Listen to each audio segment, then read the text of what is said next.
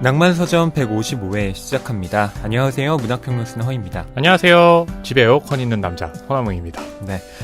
허남평론가님 집에 저희가 드디어 다녀왔습니다. 드디어 전설 속의 그 집. 네. 네, 오시게 됐죠. 전설을 확인했습니다. 그렇죠. 네. 네. 허남평론가님이 자랑하신 대로 저 자랑한 적 없습니다. 리모델링을 한 집 훌륭했습니다. 네. 자랑하진 않았고 네. 주변에서 이렇게 부추긴 거 아니에요. 네. 네. 허남평론가님이 또 맛있는 요리도 직접 해주셨어요. 코스를 준비했죠.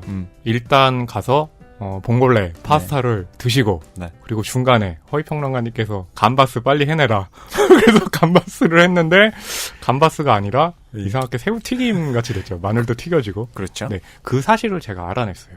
그게 올리브유의 문제가 아니라 네. 사실 그 온도를 낮게 맞춰야 되는데 네. 처음부터 고온으로 해놓으니까 예. 튀겨진 거더라고요. 그렇죠. 네. 허남평론가님은 네. 제가 사온 올리브유에 문제가 있다고 하셨는데 네, 본인이 처음부터 인덕션의 온도를 너무 높게 그러니까요. 잡은 걸 이제 실토하시는군요. 또 이렇게 하면서 또 감사합니다. 네. 가스레인지가 아니라 인덕션. 네. 아무나 갖고 있는 거 아니거든요. 허남평론가님의 부가 네. 참 부럽다는 생각이 들고요.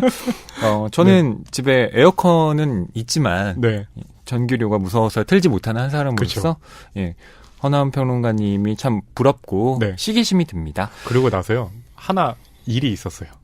주말에 금요일에 오셨었잖아요. 예. 근데 토요일에요.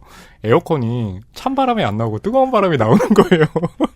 그 냉매제라고 그러잖아요. 예. 그 가스가 다 돼가지고 네, 허위평론가님 오셨을 때 너무 에어컨 틀었구나. 앞으로 손님 오면 틀지 말아야지. 네. 자, 여러분께서도 나중에 허남평론가님의 집 구경을 좀 시켜드릴 그날이 오기를 바라며 저희가 댓글 소개해드리겠습니다. 이번에는 네이버 오디오 클립 네. 댓글 소개해드릴게요. 네, 첫 번째 댓글은요. 토피토피 라떼님이 남겨주셨는데요. 마거릿 애트우드 그레이스에 관련해서 글을 써주셨습니다. 오싹오싹이라는 주제에 맞는 소설을 소개해 주신 것 같아 감사합니다. 아쉽게도 마거릿 애트우드의 이름을 들어본 적은 없지만 이렇게 평론가님들의 소개에 작가와 소설에 관심을 가지게 되었습니다. 또 줄거리만으로 알 수 없는 사회 분위기와 인물에 대해 알려주셔서 폭넓은 이해를 도와주셨습니다. 라는 글 남겨주셨습니다. 네. 네. 사실 마가릿 애트우드의 네. 작품 네. 그레이스에 저희가 참 많은 기대를 했거든요. 야심차게 준비했었죠. 네. 네. 근데 PD님이 네. 저희에게 맞아요. 마가릿 애트우드 편이 네.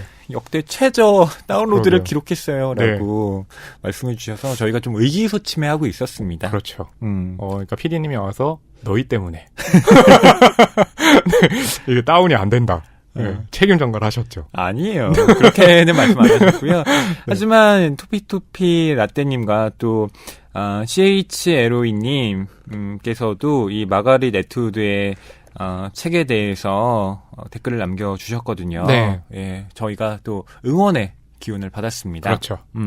앞으로 여러분께 계속 청취율과 완전히 무관할 수는 없겠지만 네. 예, 그래도 좋은 책을 소개해드리겠다라는 다짐 다시 한번 하겠습니다.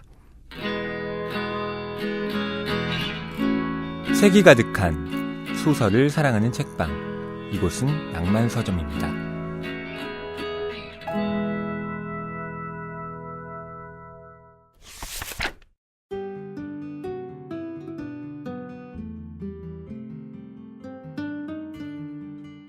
이번 주 출판계 브리핑입니다. 네, 첫 번째 소식은요. 일본 소설 나미야 잡화점의 기적 국내 100만 부 돌파라는 제목의 연합뉴스 보도입니다. 일본 작가 히가시노 게이고의 소설 나미야 잡화점의 기적이 한국 판매 100만 부를 돌파했습니다.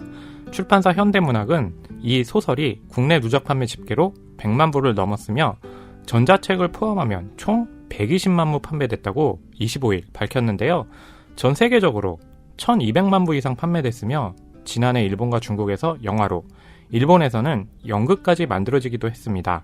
출판사는 100만 부 돌파를 기념해 특별 한정판을 출간했다고 하네요. 네. 네. 나미야 잡화점의 기적, 네. 낭만서점에서도 다뤘는데요. 네네. 와, 이제 완전한 스테디셀러가 네. 됐군요. 그리고 올 상반기에 이제 영화로 일본 영화가 국내에 개봉을 했잖아요. 그 2부가 또 이제 하반기에 개봉을 한다고 하니까요. 나미야 잡화점의 기적. 출판 양은 계속해서 늘어날 것만 같네요. 네. 두 번째 소식입니다. 반세기 출판회 길. 전병석 문예출판사 회장 별세라는 제목의 기사입니다. 한겨레의 보도인데요. 문예출판사 전병석 회장이 지난 23일 병환으로 별세했습니다. 고인은 1966년 청소년 정서 함양을 돕는 출판물을 발행하고자 이 문예출판사를 설립했는데요. 이후 50여 년 동안 2000여 종의 단행본을 출간했습니다. 철학사상 총서, 인문사회과학 총서, 또 문학예술 총서 등 학술 도서도 꾸준히 기획해 왔는데요. 문예출판사는 최대한 간소하게 장례를 치를 것을 당부한 고인의 뜻에 따라 25일 장례식을 마쳤다고 26일 밝혔습니다. 좋은 책을 많이 출간한 걸로 알고 있는데요. 안타까운 소식이네요. 문예출판사에서 출간한 책들 저도 네. 많이 가지고 있는데요. 네. 그 출판사를 설립하신 전병석 회장님의 명복을 빌겠습니다. 네, 삼가 고인의 명복을 빕니다.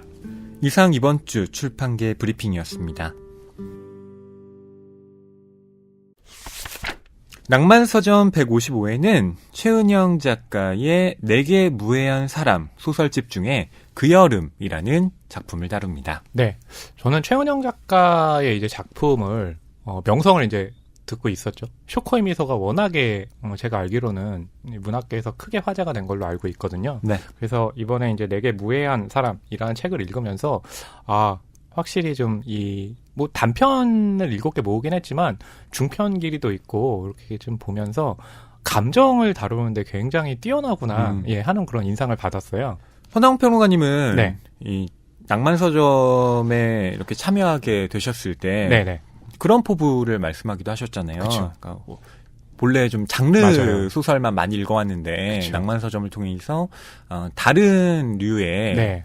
소설도 좀 많이 읽고 싶다라고 맞아요. 하셨는데 네. 그 장르 소설과 좀 네. 대비되는 이 그렇죠. 작품이 또 맞아요. 최은영 작가의 이런 단편 소설들이기도 하잖아요. 맞아요. 어떤 좀 느낌이 드셨습니까? 그러니까 그게 이제 장르 소설을 읽을 때는 보통 이제 한국 장르 소설도 있지만 번역된 장르 소설이 대부분이기 때문에 네. 문장이 주는 어떤 이 읽는 재미를 느끼는 게 쉽지가 않았어요. 네. 이게. 근데 최은영 작가의 이제 작품도 그렇고 한국 작가분들의 책을 읽고 소개를 하면서 읽으면서 문장이 주는 이 탄탄한 힘 그리고 그 문장 자체만으로도 읽는 재미를 주는 어떤 그런 요소들에 굉장히 놀랐거든요. 네. 그래서 그런 재미에 지금 푹 빠져 있는 상태입니다. 네. 저희가 앞서 다뤘던 오싹오싹 네. 3부작. 네. 물론 그 작품들이 전부 그렇다는 건 아니지만 네. 대체로 서사가 강한 작품들은 그렇죠. 문장을 기능적으로 활용할 맞아요. 때가 많거든요. 근데 한국의 단편들 그중에서도 최은영 작가님의 이런 단편들은 네. 문장 하나하나가 만들어내는 사유의 결들이 있습니다. 맞아요. 예. 그것들을 파악하는데, 그리고 그것들에 접근해 나가는 것 자체가, 네네. 예, 독서하는 재미를 또 맞아요. 주거든요. 네. 여러분께도 오늘 그런 흥미를 좀 네. 불러드렸으면 하는 게 저희의 바람이고요. 네. 최은영 작가님 소개를 해드릴게요. 네. 최은영 작가님은 2013년 작가세계 신인상에 중편 소설이 당선되면서 작품 활동을 시작을 했고요. 소설집 쇼코의 미소. 특히 이제 쇼코의 미소 같은 경우는 이 낭만서점이 뽑은 네. 그해 최고의 소설을 뽑히면서 화제가 되기도 했고요. 그리고 오늘 소개해드릴 내게 무해한 사람이 있죠. 허균 문학작가상, 김준성 문학상, 이해조 소설문학상, 5회, 8회 젊은 작가상을 수상을 했습니다. 네. 네. 최은영 작가님 참 쇼코의 미소 좋아하시는 분들이 많을 텐데요. 네네. 저도 그중 한 사람입니다. 그런 게 좀 하나 궁금해지는 게 뭐냐면 최은영 작가님과 또 허위평론가님은 동년배잖아요. 네. 그래서 이 동년배가 이 작품을 읽으면서 느끼는 좀 남다른 감정이 있지 않을까 좀 궁금한데요. 어떠세요? 정말 그런 게 있더라고요. 그런가요? 네. 이 소설집에서 다뤄지고 있는 네. 뭐 시간적, 공간적 그렇죠. 배경들이 저한테는 실감나게 다가오는 거예요. 그렇죠. 예, 제가 뭐 60년대, 70년대 소설을 읽을 때 그냥 상상만 할 뿐이지만 네. 최은영 작가님과 제가 동시대인이기 때문에 예, 느낄 수밖에 없게 되는 예, 그런 감정의 어떤 진폭이 예, 비슷하게 공명하는 지점들이 있더라고요. 그렇죠. 맞아요. 그래서 제가 하나 이제 크게 느낀 이 책을 읽으면서 물론 이 책만 가지고 이제 판단하는 거니까 그런 전제를 깔고요. 그런 부분들이 있는 것 같아요. 그러니까 이 극 중에 나오는 인물들은 사실 저 세대만 하더라도 일종의 그냥 대책 없는 낙관주의 같은 것들이 있었어요. 예. 근데 이 책을 보게 되면 그런 어떤 뭐 희망이나 낙관 같은 거 없이 뭐 현실에 그냥 충실하고 그리고 뭐 지금의 힘든 부분들은 그냥 미래로 갔을 때 다시 한번 생각하면 남는 어떤 감정들이 있다 정도만 굉장히 좀 뭐랄까요 이렇게 막 군더더기를 남기지 않는 그런 소설이라는 생각이 들더라고요. 네. 네. 최은영 작가님의 이 두 번째 소설집 네. 내게 무해한 사람도 좀 말씀을 드려야 할 것 같은데요. 네. 2016년에 출간한 첫 소설집 이 슈코의 미소로 이름을 알린 최은영 작가가 2년 만에 두 번째로 낸 소설집이 이 내게 무해한 사람입니다. 네. 이번 소설집에는 7편의 중단편 소설이 실려 있는데요. 네. 오늘 낭만서점에서는 아까 말씀드린 대로 그 여름이라는 작품을 중심으로 이야기를 나눠보겠습니다. 네. 이 그 여름이라는 소설은요. 18살에 처음 만나게 된 이경과 수희의 연애담을 다루고 있습니다. 그렇죠. 고등학생 시절 이경과 수희는 서로에게 빠져들었고 또 20살에는 같이 서울로 오게 되는데요. 두 사람이 함께 살았던 건 아닙니다. 이경은 대학의 경제학과에 입학을 해서 기숙사 생활을 했고요. 수희는 직업학교에서 자동차 정비를 배우면서 자취를 했기 때문인데요. 네. 수희의 경우는 경제적으로 힘든 처지에 놓여 있습니다. 두 사람은 계속 만나면서 관계를 유지해 가는데요. 하지만 두 사람의 환경이 바뀌면서 이들의 연애도 다른 모양으로 바뀌어 갑니다. 이제 그런 두 사람의 사랑의 형태를 들여다보도록 하겠습니다. 네. 이 사랑의 형태라는 말이 굉장히 와닿네요. 왜냐하면 이 사람은 살아가는 데 있어서 그 사랑을 굉장히 물론 저 같은 사람은 자주 하지 못하지만 아니요. 허남프로가님 뭘 네. 네. 아니 자주 하시지 않았습니까? 연애한 지가 너무 오래돼서 갑자기 또 슬퍼지네요. 아무튼 굉장히 뭐 이렇게 사랑을 시기별로 하게 되잖아요. 근데 네. 그 사람이 사는 시기별로 또 그 경험의 어떤 크기에 따라서 사랑의 형태들은 굉장히 많이 달라지잖아요. 맞아요. 예, 그 중에 한 형태를 보여주는 게 또 이 그 여름이라는 생각이 들거든요. 그래서 네. 허위평론가님 표현하신 사랑의 형태라는 네. 것이 굉장히 좀 인상 깊게 와 닿네요. 이건 기에르모 델 토로 감독의 네. 예, 쉐이프 오브 워터. 네, 물의 네. 형태. 제가 네. 그 영화를 참 좀 감명 깊게 봐서 네. 그 인상이 계속 남아 있더라고요. 그렇죠. 그래서 예. 이런 사랑의 형태라는 네. 용어도 쓰게 된 것 같은데요. 쉐이프 오브 러브. 네. 네. 그리고 그 쉐이프 오브 워터의 네. 부제가 네. 사랑의 모양이잖아요. 맞아요. 네. 국내에서는 사랑의 모양으로 됐죠. 네. 네. 이번 이 내게 무해한 사람에서도 저는 네. 그 사랑의 형태. 기에르모 델 토로 감독은 네. 결국 그 물이라는 것이 네. 어떤 그릇에 담겨지느냐에 따라서 네. 예, 그 형태가 다 변화하듯이 그쵸. 사랑의 형태라는 것도 네. 그 각각의 사람에 따라서 다 달라진다라고 맞아요. 밝혔던 네. 예, 인터뷰가 저도 생각이 나는데요. 네. 우선 이 그 여름을 비롯해서 7편의 네. 단편을 통화하고 있는 내게 무해한 사람이라는 소설집 제목부터 그렇죠. 예, 대화를 좀 나눠보죠. 네. 일단은 그 고백에 나오는 문장 중에 한 대목을 이 표제어로 가지고 왔죠. 네. 근데 이제 그 여름하고만 연결해서 내게 무해한 사람을 저는 이제 생각을 해본다면 이제 그 여름에서 다루는 내용들은 회상조로 얘기를 하고 있는데 그 젊을 때 우리가 사랑을 나눌 때 사실은 첫사랑은 뭐 이루어지는 경우도 있지만 보통 다들 깨지는 경우가 많잖아요. 그렇죠. 서툴기 때문이죠. 맞아요. 그러면서 이제 서로에게 상처받고 이러면서 쟤 때문에 난 너무 힘들어라고 생각을 하는데 나중에 이제 나이 먹고 어느 정도 자신의 젊음에 대해서 객관적인 거리가 생겼을 때 딱 바라보면 그게 저 상대방 때문에 내가 상처받았다라기보다는 나의 사랑 또한 나의 감정 또한 서툴었기 때문에 그쵸. 결국에 이 주변에 있는 사람들이 나에게 어떤 유해했던 것이 아니라 결국에는 무해했고 사실 그 감정이 상처받은 감정이 나중에 보면 또 굉장히 소중하잖아요. 그래서 저는 좀 그렇게 연결하면 어떨까라는 생각을 갖게 됐는데요. 허위평론가님은 어떠세요? 저는 여러분께 우선 이 고백이라는 작품의 문장을 좀 읽어드리려고 해요. 그래야 이 내게 무해한 사람이 어떤 맥락에서 나온 제목인지를 여러분께서도 파악하실 수 있을 것 같은데요. 네. 이 고백이라는 작품의 주인공은 미주입니다.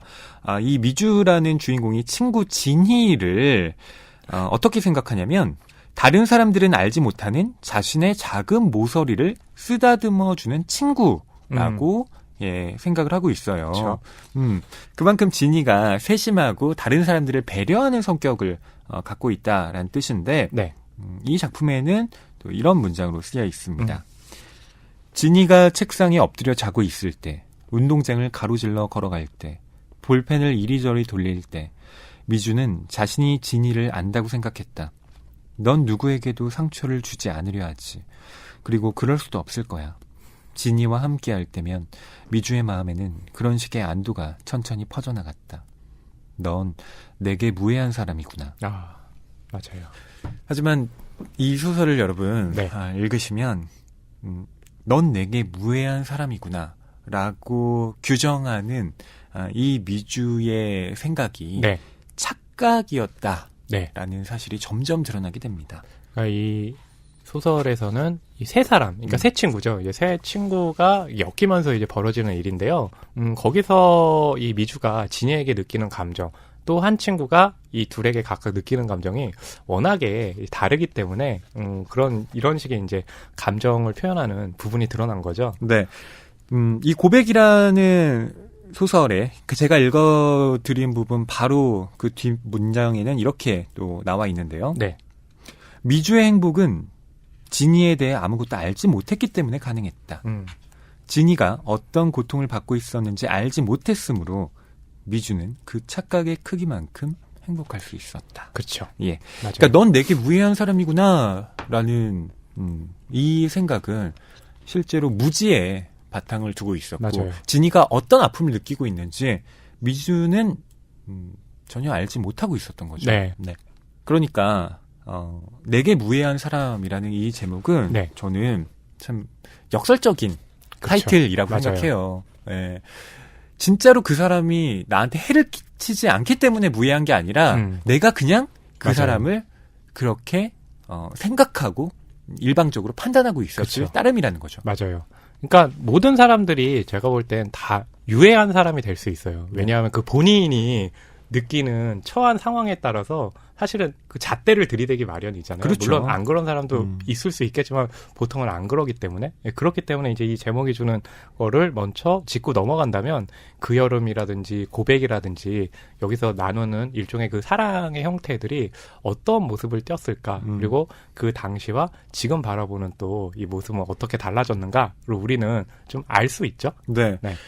또 이 내게 무해한 사람에 대해서 저희가 이야기를 나누자라고 했을 때 네.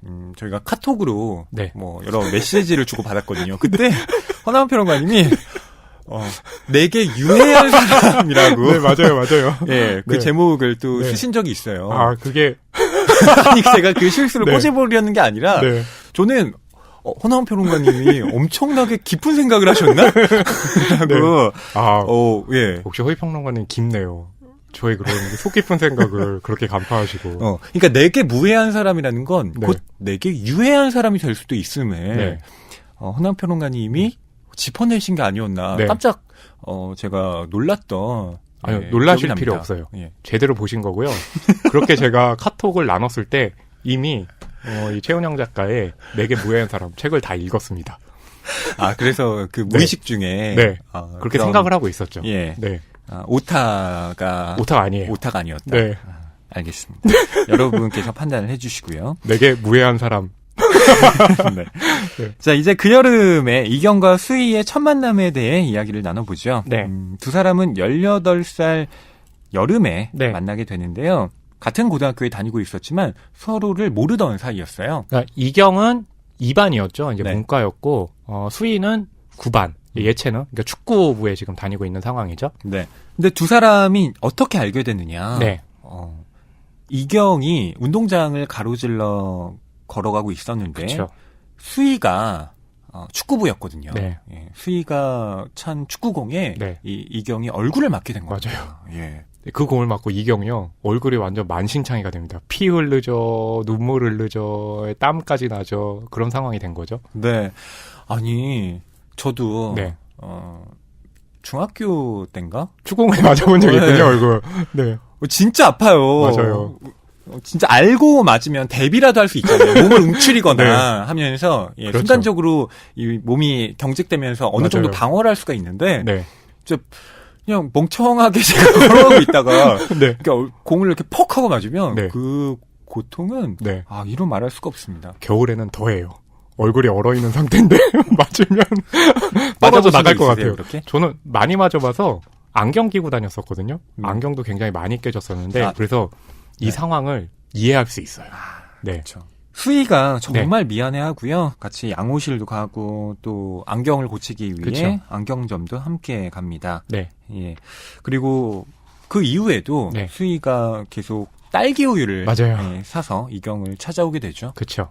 근데 이 대목이 굉장히 재밌는 게 이제 이경과 수희는 뒤에 갈수록 이제 사랑하는 사이가 되잖아요. 근데 네. 그 사랑이라는 것은 막 계획해서 나누는 감정이 아니라 갑작스럽게 찾아와가지고 자신의 어떤 감각이라든지 감정에 일종의 충격을 주는 거잖아요. 그런 네. 것처럼 축구공이 갑자기 날라와가지고 안경을 망가뜨리면서 다가왔다는 것은 그렇게 갑작스럽게 찾아와서 이경에게는 새로운 어떤 시야를 보게 해준 그런 상황이다라는 것이 좀 압축되어 있죠. 네.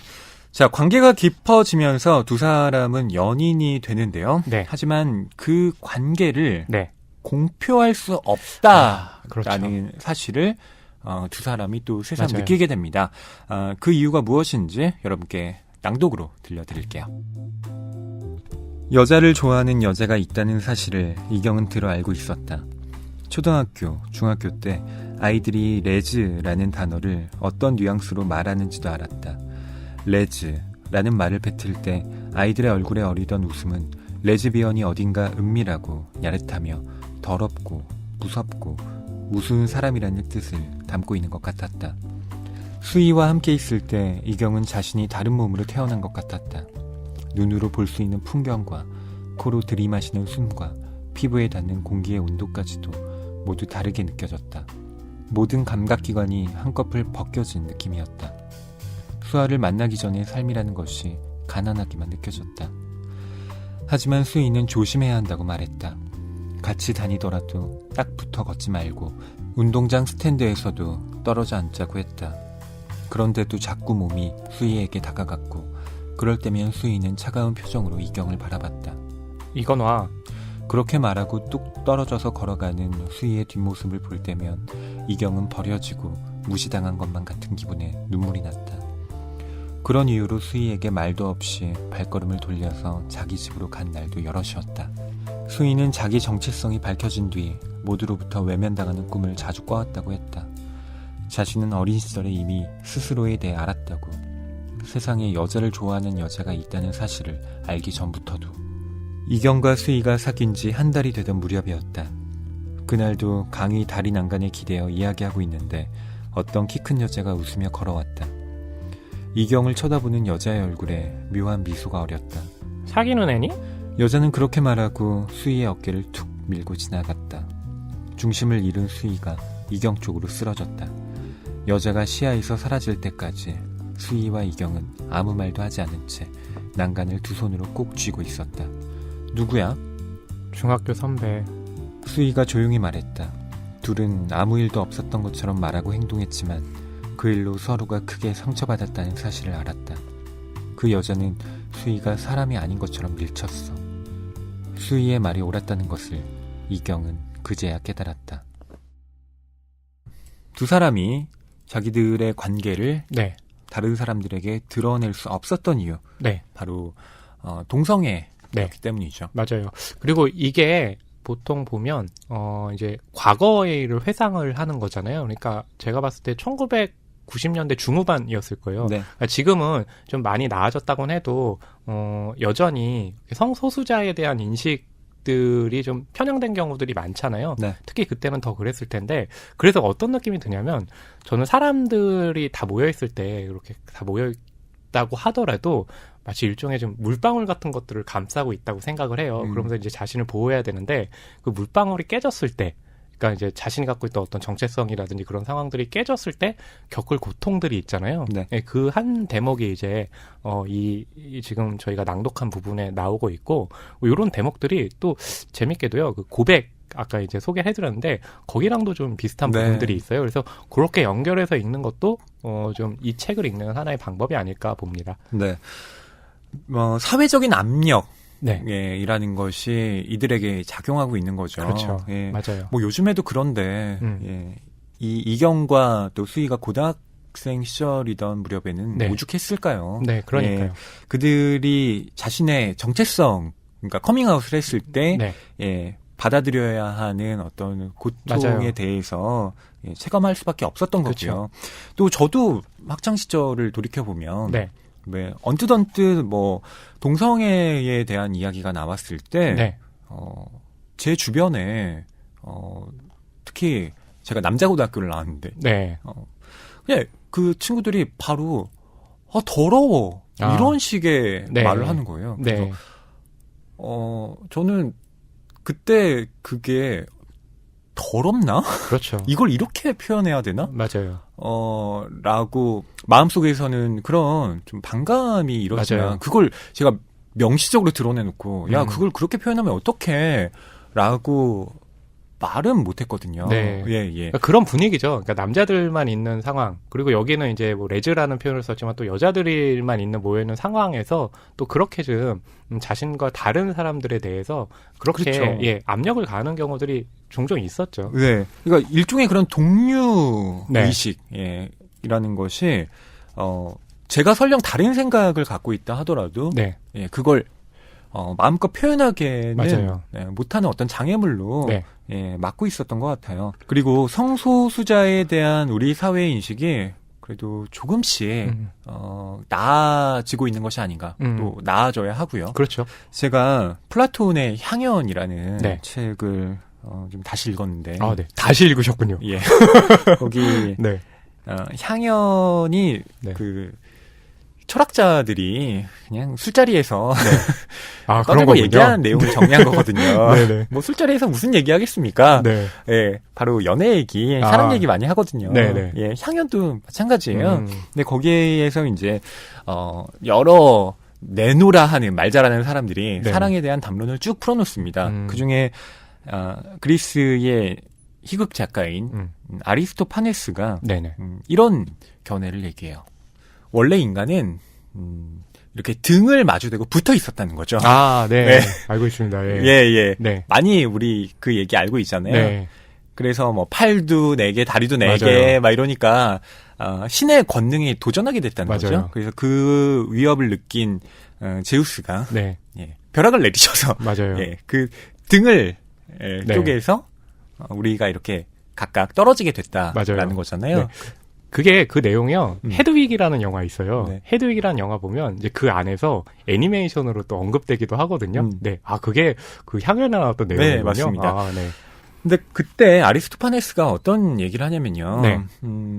우리가 원래 완전한 하나였는데 서로 반으로 떨어졌기 때문에 네. 영혼의 반쪽을 찾아서 예, 그렇게 헤매게 된다라는 거였는데 맞아요. 저는 그것보다 더 인상 깊었던 것이 인간이 본래 한 몸이었다라고 할 때 네. 그게 남자와 여자가 결합되어 있던 경우 그리고 남자와 남자가 결합되어 있던 경우 네. 여자와 여자가 결합되어 있던 경우 이렇게 경우의 수를 네, 나눈 네. 거였어요. 네.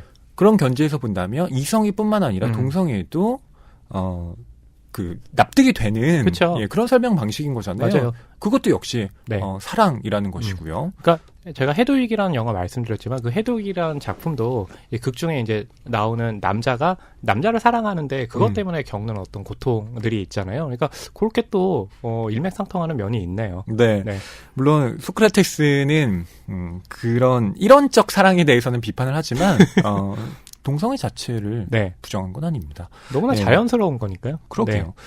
그런 점에서 저는 최근에 김봉곤 작가가 네. 뭐 여름 스피드라는 소설집을 내기도 했는데 특히 성소수자에 대한 네. 이런 목소리 그리고 발언권이 계속 좀 주어져야 한다. 예. 더 많아져야 한다라고 생각하고 있는 쪽이에요. 그것도 이제 기억나죠. 저희가 그의 여름 손님이라는 작품을 이제 다룬 적이 있는데 그때 김종광수 감독님하고 각주달기에서 인터뷰를 네. 했는데 아마 이제 그 여름 그리고 그의 여름 손님과 좀 다른 점이 있다면 그의 여름 손님은 이렇게 자신의 어떤 성 정체성 때문에 고민을 겪는 일은 없잖아요. 그쵸. 그 환경을 언급을 했었잖아요.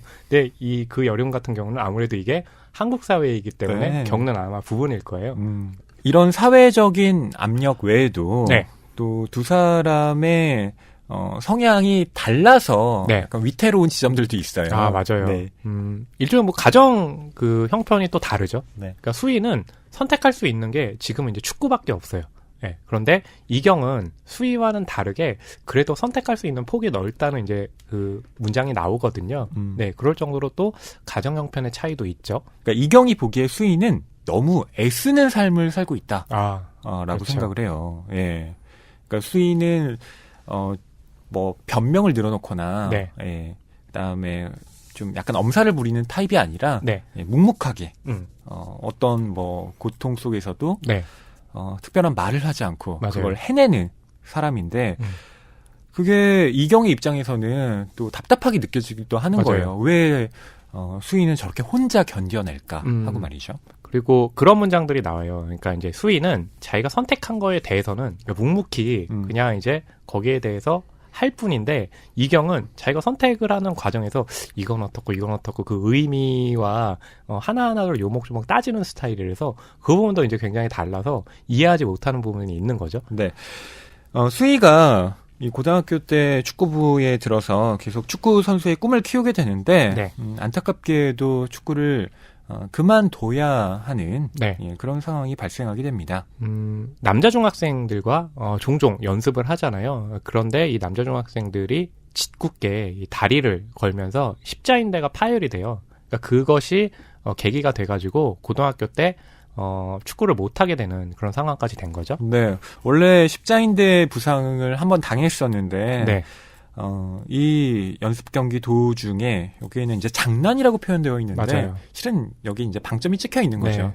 이게 장난이 아니었다. 맞아요. 라는 것이고 또 그로 인해서 수희가 정말 자기가 지금까지 삶을 걸어왔던 그 꿈을 네. 포기하게 되는 것인데요. 뭐 그것 외에도 이 남자들에 의한 성폭력들이 또 이 소설에 언급이 돼요. 맞아요. 그리고 이 외에도 이 남자 중학생들이 연습 경기 도중에 수희를 네. 비롯한 다른 여고생들의 몸을 맞아요. 은근슬쩍 터치하는 그런 장면들도 나오죠. 그래서 거기에 대해서 이제 항의를 했는데 코치는 뭐 그것까지 따지냐 그런 더 경기에 집중해라 라고 하면서 뭐 그런 정도는 그냥 넘기라고 얘기를 해버리죠. 네. 네. 소설에는 이렇게 나와 있는데요. 그런 소리 할 시간에 운동이나 열심히 하라고. 남자애들은 원래 다 그런 거고 짓궂은 장난에 감정적으로 대응하는 건 유치한 일이라고 했다. 네. 젠더 감수성이 완전히 이제 제로인 네. 네, 그런 코치인 거죠. 그렇죠. 저는 그거 그냥 장난이야 이렇게 말하는 애들이 너무너무 얄밉더라고요. 그렇죠. 그런 식으로 예전부터 다 그래왔어요. 그러니까 뭐 할 수도 있는 거다라고 그냥 넘기는 거잖아요. 근데 그런 것들이 사실은 더 크게 문제가 되면서 일이 커지는 거죠. 그렇죠. 그러니까 남자애들은 원래 다 그렇다. 네. 라고 하는 것이 갖고 있는 이 말의 어떤 폭력성을 맞아요. 최은영 작가가 분명하게 지적을 하고 있고요. 네. 그런 말로 자기보다 약한 사람을 괴롭힐 수 있는 권리를 주는 거다. 네. 예. 이렇게 등장인물의 말을 통해서 언급을 하기도 합니다. 그러니까 이 사랑이라는 것은 사실 굉장히 내밀하고 이 두 사람만의 개인적인 감정이라고 우리는 생각을 하지만 그 사랑을 둘러싼 사회적 환경에 계속해서 영향을 받는다는 것을 또 보여주고 있잖아요. 네. 네, 그렇기 때문에 그 영향에 따라서 또 그 사랑의 형태는 바뀌기도 하고 그러니까 그런 일련의 과정들을 지금 보여주고 있는 그런 대목이라고 봅니다. 네. 문학이 뭐 여러 가지 기능을 하지만 그 중에 하나는 그 사회가 당연시하고 있는 네. 모순들, 예, 그 폭력의 지점들과 맞서 싸우는 거라고 그렇죠. 저는 생각을 하는데요. 맞아요. 그 점에서 지금 그 여름에 나타난 이런 부분들도 우리로 하여금 네. 문학이 무엇과 전투를 해야 하는가 이를 새삼 깨닫게 하고요. 네. 자, 이경과 수희가 고등학교를 졸업하고요. 네. 서울로 오게 돼요. 그렇죠. 두 사람은 이제 지방에 살고 있었는데 이경은 대학에 입학을 해서 네. 경제학과에 진학을 하고요. 수희는 이제 직업학교에서 카센터와 관련한 이제 일을 배우게 되죠. 네. 이제는 성인이고 두 사람이 함께 더 고등학교 시절보다 잘 지낼 수 있지 않을까 그렇죠. 싶기도 한데 네. 그렇지가 않아요. 네. 두 사람의 특히 이경에게 네. 어떤 감정적 그 벽이 생기게 됩니다. 네. 그것이 어떻게 표현되어 있는지 들려드릴게요. 이경은 종종 직업학교 앞에서 수희를 기다렸다. 기숙사에서 버스를 타고 1시간 30분은 가야 했지만 수희가 보고 싶은 마음이 차오르면 그렇게라도 해서 찾아갔다. 일 많이 힘들지 않아? 배우는 건데 뭐. 수희는 그렇게 말하고 오므라이스를 허겁지겁 먹었다. 천천히 먹어. 저녁 좀 대충 때우지 말고. 수희는 별 대답 없이 이경을 향해 웃어 보였다. 돈은 좀 있니? 너보단 많지. 수희는 그렇게 말하고 윙크했다. 그런 수희를 보며 이경은 대학에서 알게 된 아이들을 생각했다. 주량에도 안 맞는 술을 잔뜩 마시고 울기도 하면서 주정하는 아이들을, 별로 궁금하지도 않은 자신의 일대기를 주절주절 늘어놓는 아이들을, 자신의 약점을 부끄럼 없이 노출하는 억눌리지 않은 아이들의 자아가 이경은 신기했었다. 십자인대가 나가도 평생의 꿈이 시들어버려도 그 슬픔을 한 번도 토로하지 않았던 수희가 그제야 이경은 낯설게 느껴졌다. 나한텐 말해도 돼. 힘든 일 있으면. 나 그렇게 안 힘들어. 진짜야. 배우는 것도 재밌고. 수희야. 시험만 끝나면 같이 놀러 가자. 어디 갈까? 너 받아보고 싶다고 했잖아. 그렇게 말하며 웃는 수희의 얼굴에 두려움이 비친 것 같다고 이경은 생각했다. 수희는 무엇을 두려워하는 것일까? 자신의 장래일까? 돈일까? 나와의 관계일까? 그 모든 것일까? 수희는 늘 미래에 관해서만 이야기해왔었다. 마치 자기는 과거나 현재와 무관한 사람이라는 듯이. 성인이 되면, 대학에 가면 벌어질 미래의 일에만 관심이 있었다. 그리고 지금 수희는 4년 뒤에 우리에 대해 이야기하고 있어.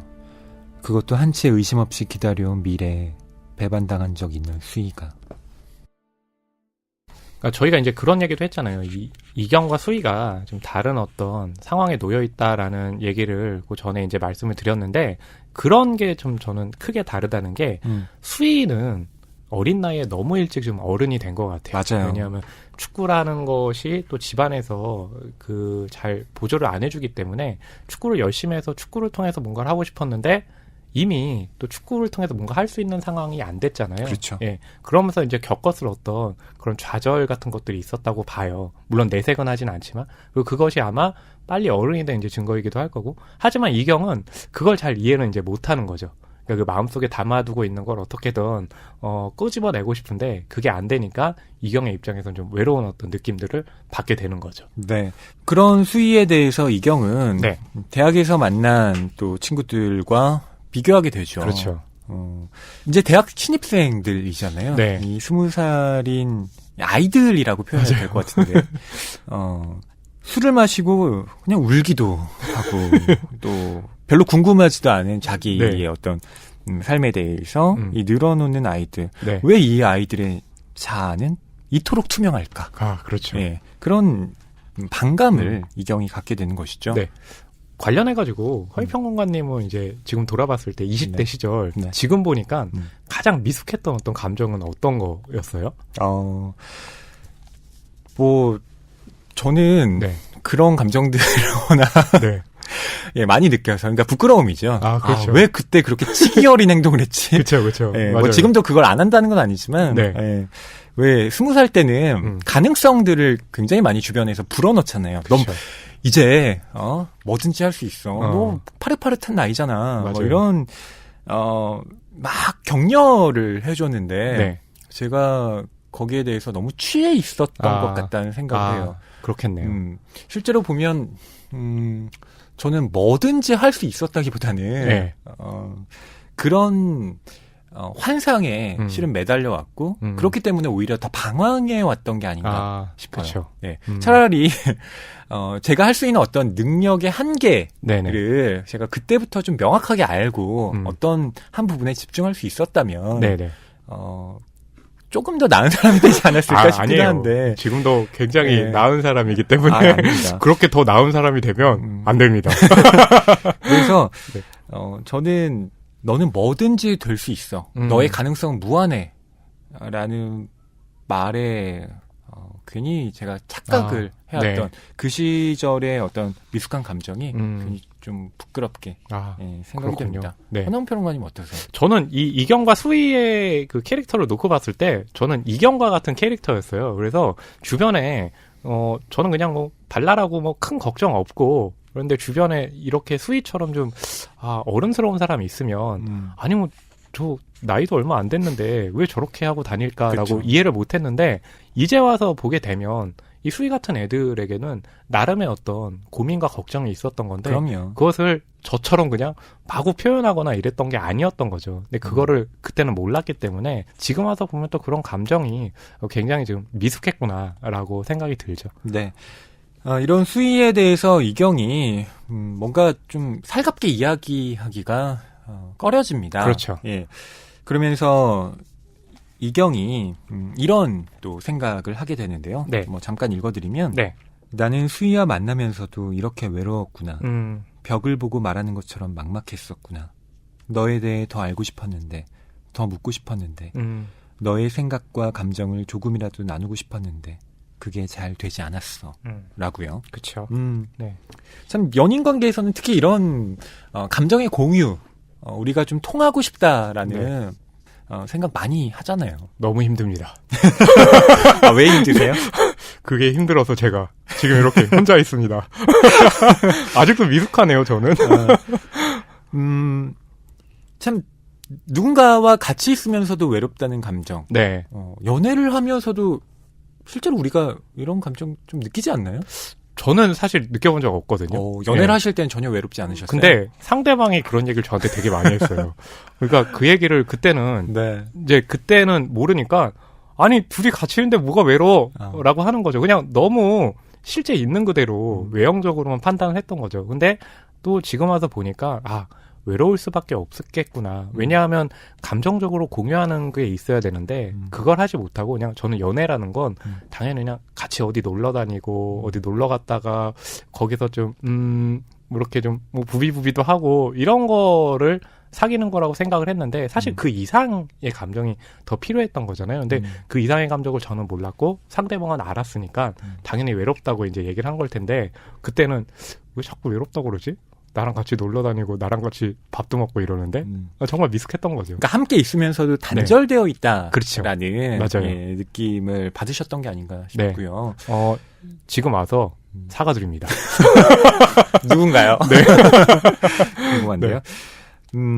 근데 또 반대로 이런 생각도 하게 됩니다.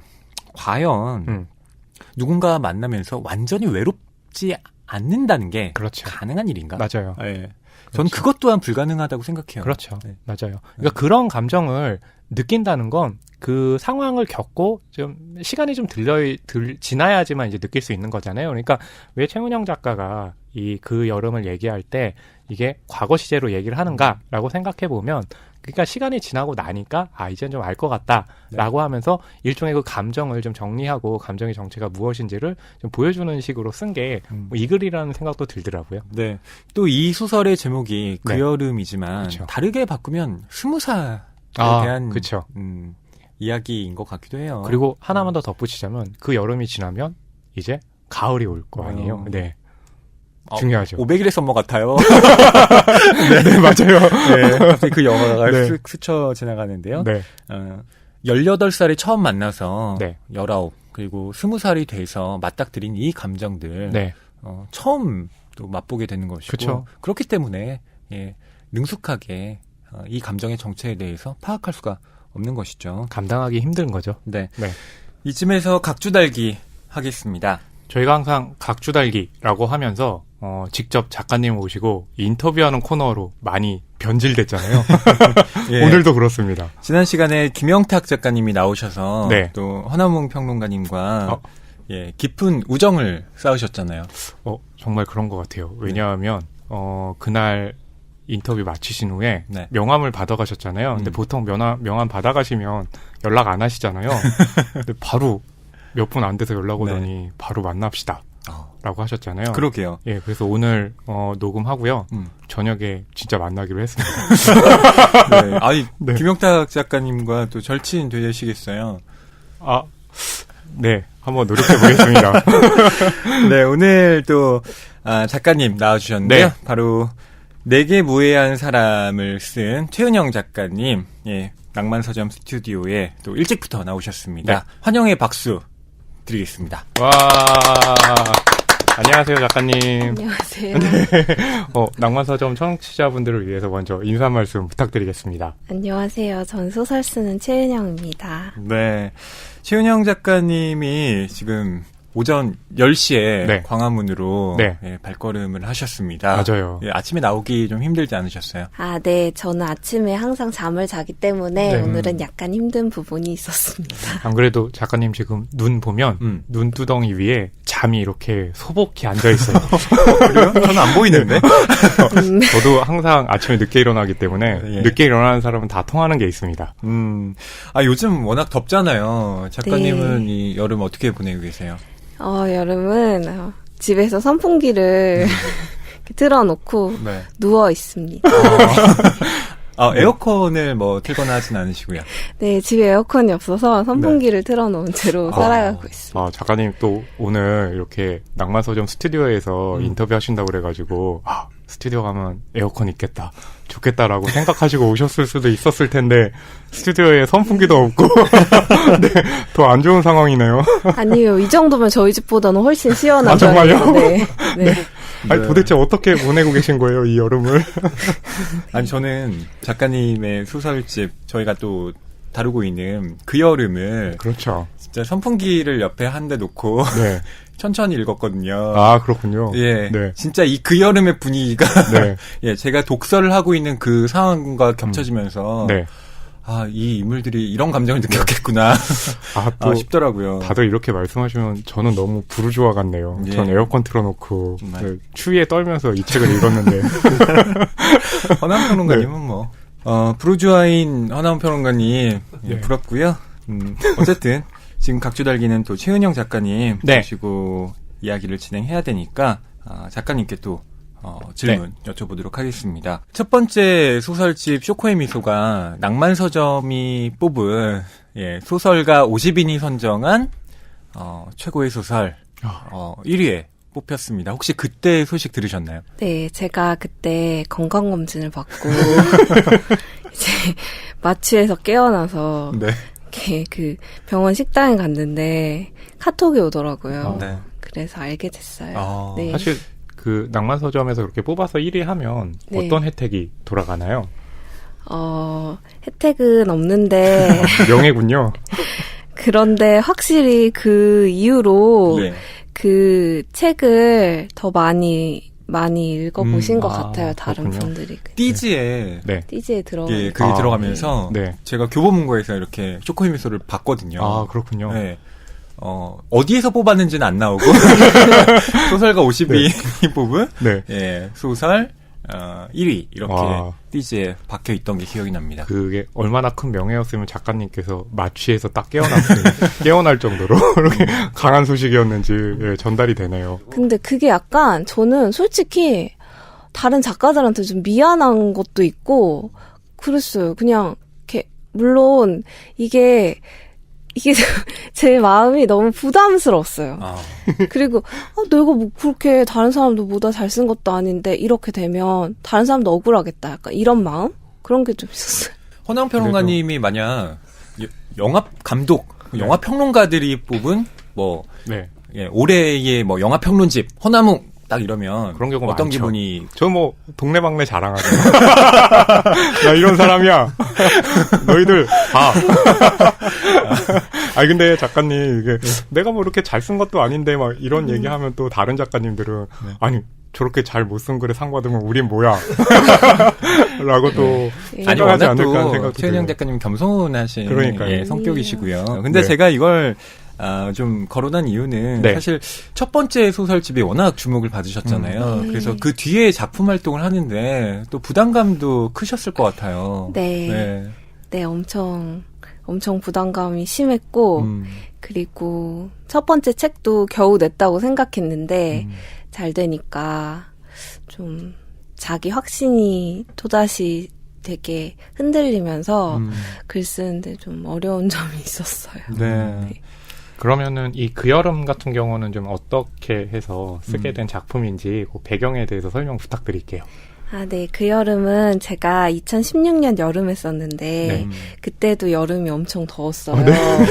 그때도 역시 에어컨이 없이 살았잖아요, 제가.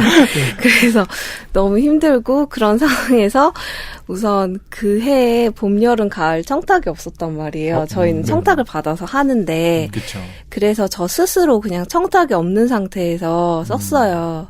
썼는데, 덥고, 막 힘들게 썼던 그런 기억이 나네요. 네. 아니 그 여름을 제가 읽으면서 그 여름의 어떤 특유의 분위기가 있잖아요. 네. 뭐 영화에도 예, 보면 그 계절별로 나타나는 어떤 그쵸. 특징들이 있는데 네. 그 여름에는 그 여름이 갖고 있는 뭐랄까요, 서로에게 이렇게 온기를 느끼고 싶지만 그 어떤 더위 때문에 거리감이 생기는. 그렇죠. 거리감도 생기고 또 어떤 감정이 그 여름에는 손쉽게 좀 불붙는 것 같더라고요. 네. 그런 어떤 감정들이 이 소설 안에 가득 녹아 있는 것 같은데요. 네. 이 작가의 말을 보면 이렇게 쓰여 있습니다. 내게 무해한 사람에는 내가 지나온 미성년의 시간이 스며 있다. 라고 하셨는데요. 네. 예, 그래서인지 이 소설집에는 뭐 그 여름도 그렇고, 현 시점에서 한 10여 년 전의 과거를 회고하는 이야기들이 참 많은 것 같아요. 네. 그때의 어떤 문화적인 기억들, 이런 게 소환되면서 또 반가운 지점이 있더라고요. 어떠신가요? 그 당시에 어떤 그런 추억들 같은 거 보면 네. 저는 특별하게 느꼈던 게 뭐 MSN이라든지 네. 혼자서 이렇게 소통하는 어떤 그래요. 그런 기구들이 네. 굉장히 많더라고요. 싸이월드 얘기도 나오고요. 네. 아마 저도 내성적인 사람이고 제 친구들도 다 내성적이었으니까 그런 뭔가 MSN이라든지 아니면 싸이월드 쪽지라든지 싸이월드 다이어리 같은 걸로 의사소통을 그때는 좀 많이 했었던 것 같아요. 네. 네. 그러니까 저는 작가님께 그 미성년의 시간이라는 게 어떤 의미일까 좀 여쭙고 싶더라고요. 답변을 듣고 싶습니다. 미성년이라는 거는 기본적으로 힘이 없는 시기인 것 같아요. 그냥 되게 약한 시기라는 생각이 들고, 그리고 몸도 그렇고 정신도 그렇고 완전 성숙하지 못하고, 또 어른들에 의해서 굉장히 쉽게 폭력도 당할 수 있고, 네. 뭔가 자기 뜻을 펼치기도 좀 어렵고, 그런 되게 갇힌 시간이라는 생각이 많이 들었어요.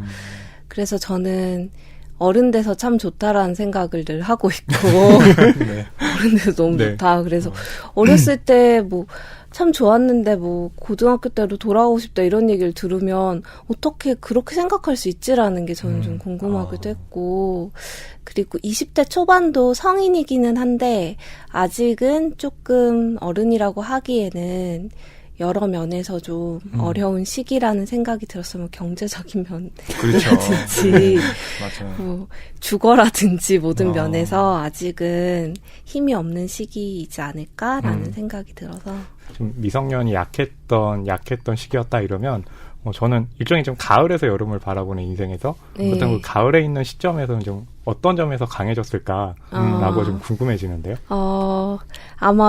네. 아마도 감정적으로 조금 자기 객관화가 돼서 아, 그래, 내가 또 이런 감정을 느끼고 있구나 라고 어느 정도 인지가 되는 상태라고 해야 될지 그런 부분이 다른 것 같아요. 그때는 어릴 때는 만약에 어떤 슬픈 일이 있거나 힘든 일이 있으면 그게 언제 끝날지도 모르고 그 당시엔 너무 집중하기 때문에 힘든 면이 있는데 나이 드니까 그래 이것도 지나가겠지 어느 정도 네.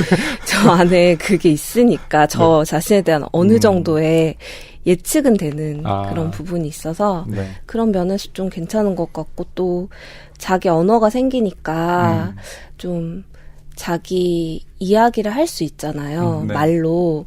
그런데 당시에는 어릴 때는 특히 자기가 생각하는 바가 있어도 언어가 없기 때문에 그것을 풀어서 이야기를 못해서 좀 어려운 점도 있는 것 같아요. 네, 저는 이제 그런 생각 들더라고요. 그러니까 사실 정신적으로는 동년배긴 하지만 저는 이제 70년대 생이잖아요. 근데 작가님의 책 읽으면서 거기에는 뭔가 이렇게 괜한 어떤 희망 같은 거는 부여하지 않겠다는 어떤 그런 느낌들이 있었거든요. 그래서 그런 것이 저는 혹시나 작가님 세대의 어떤 일반적인 생각인 건지 아니면 작가님 개인의 좀 경험에서 바탕인데 생각인 건지 그게 좀 궁금하더라고요.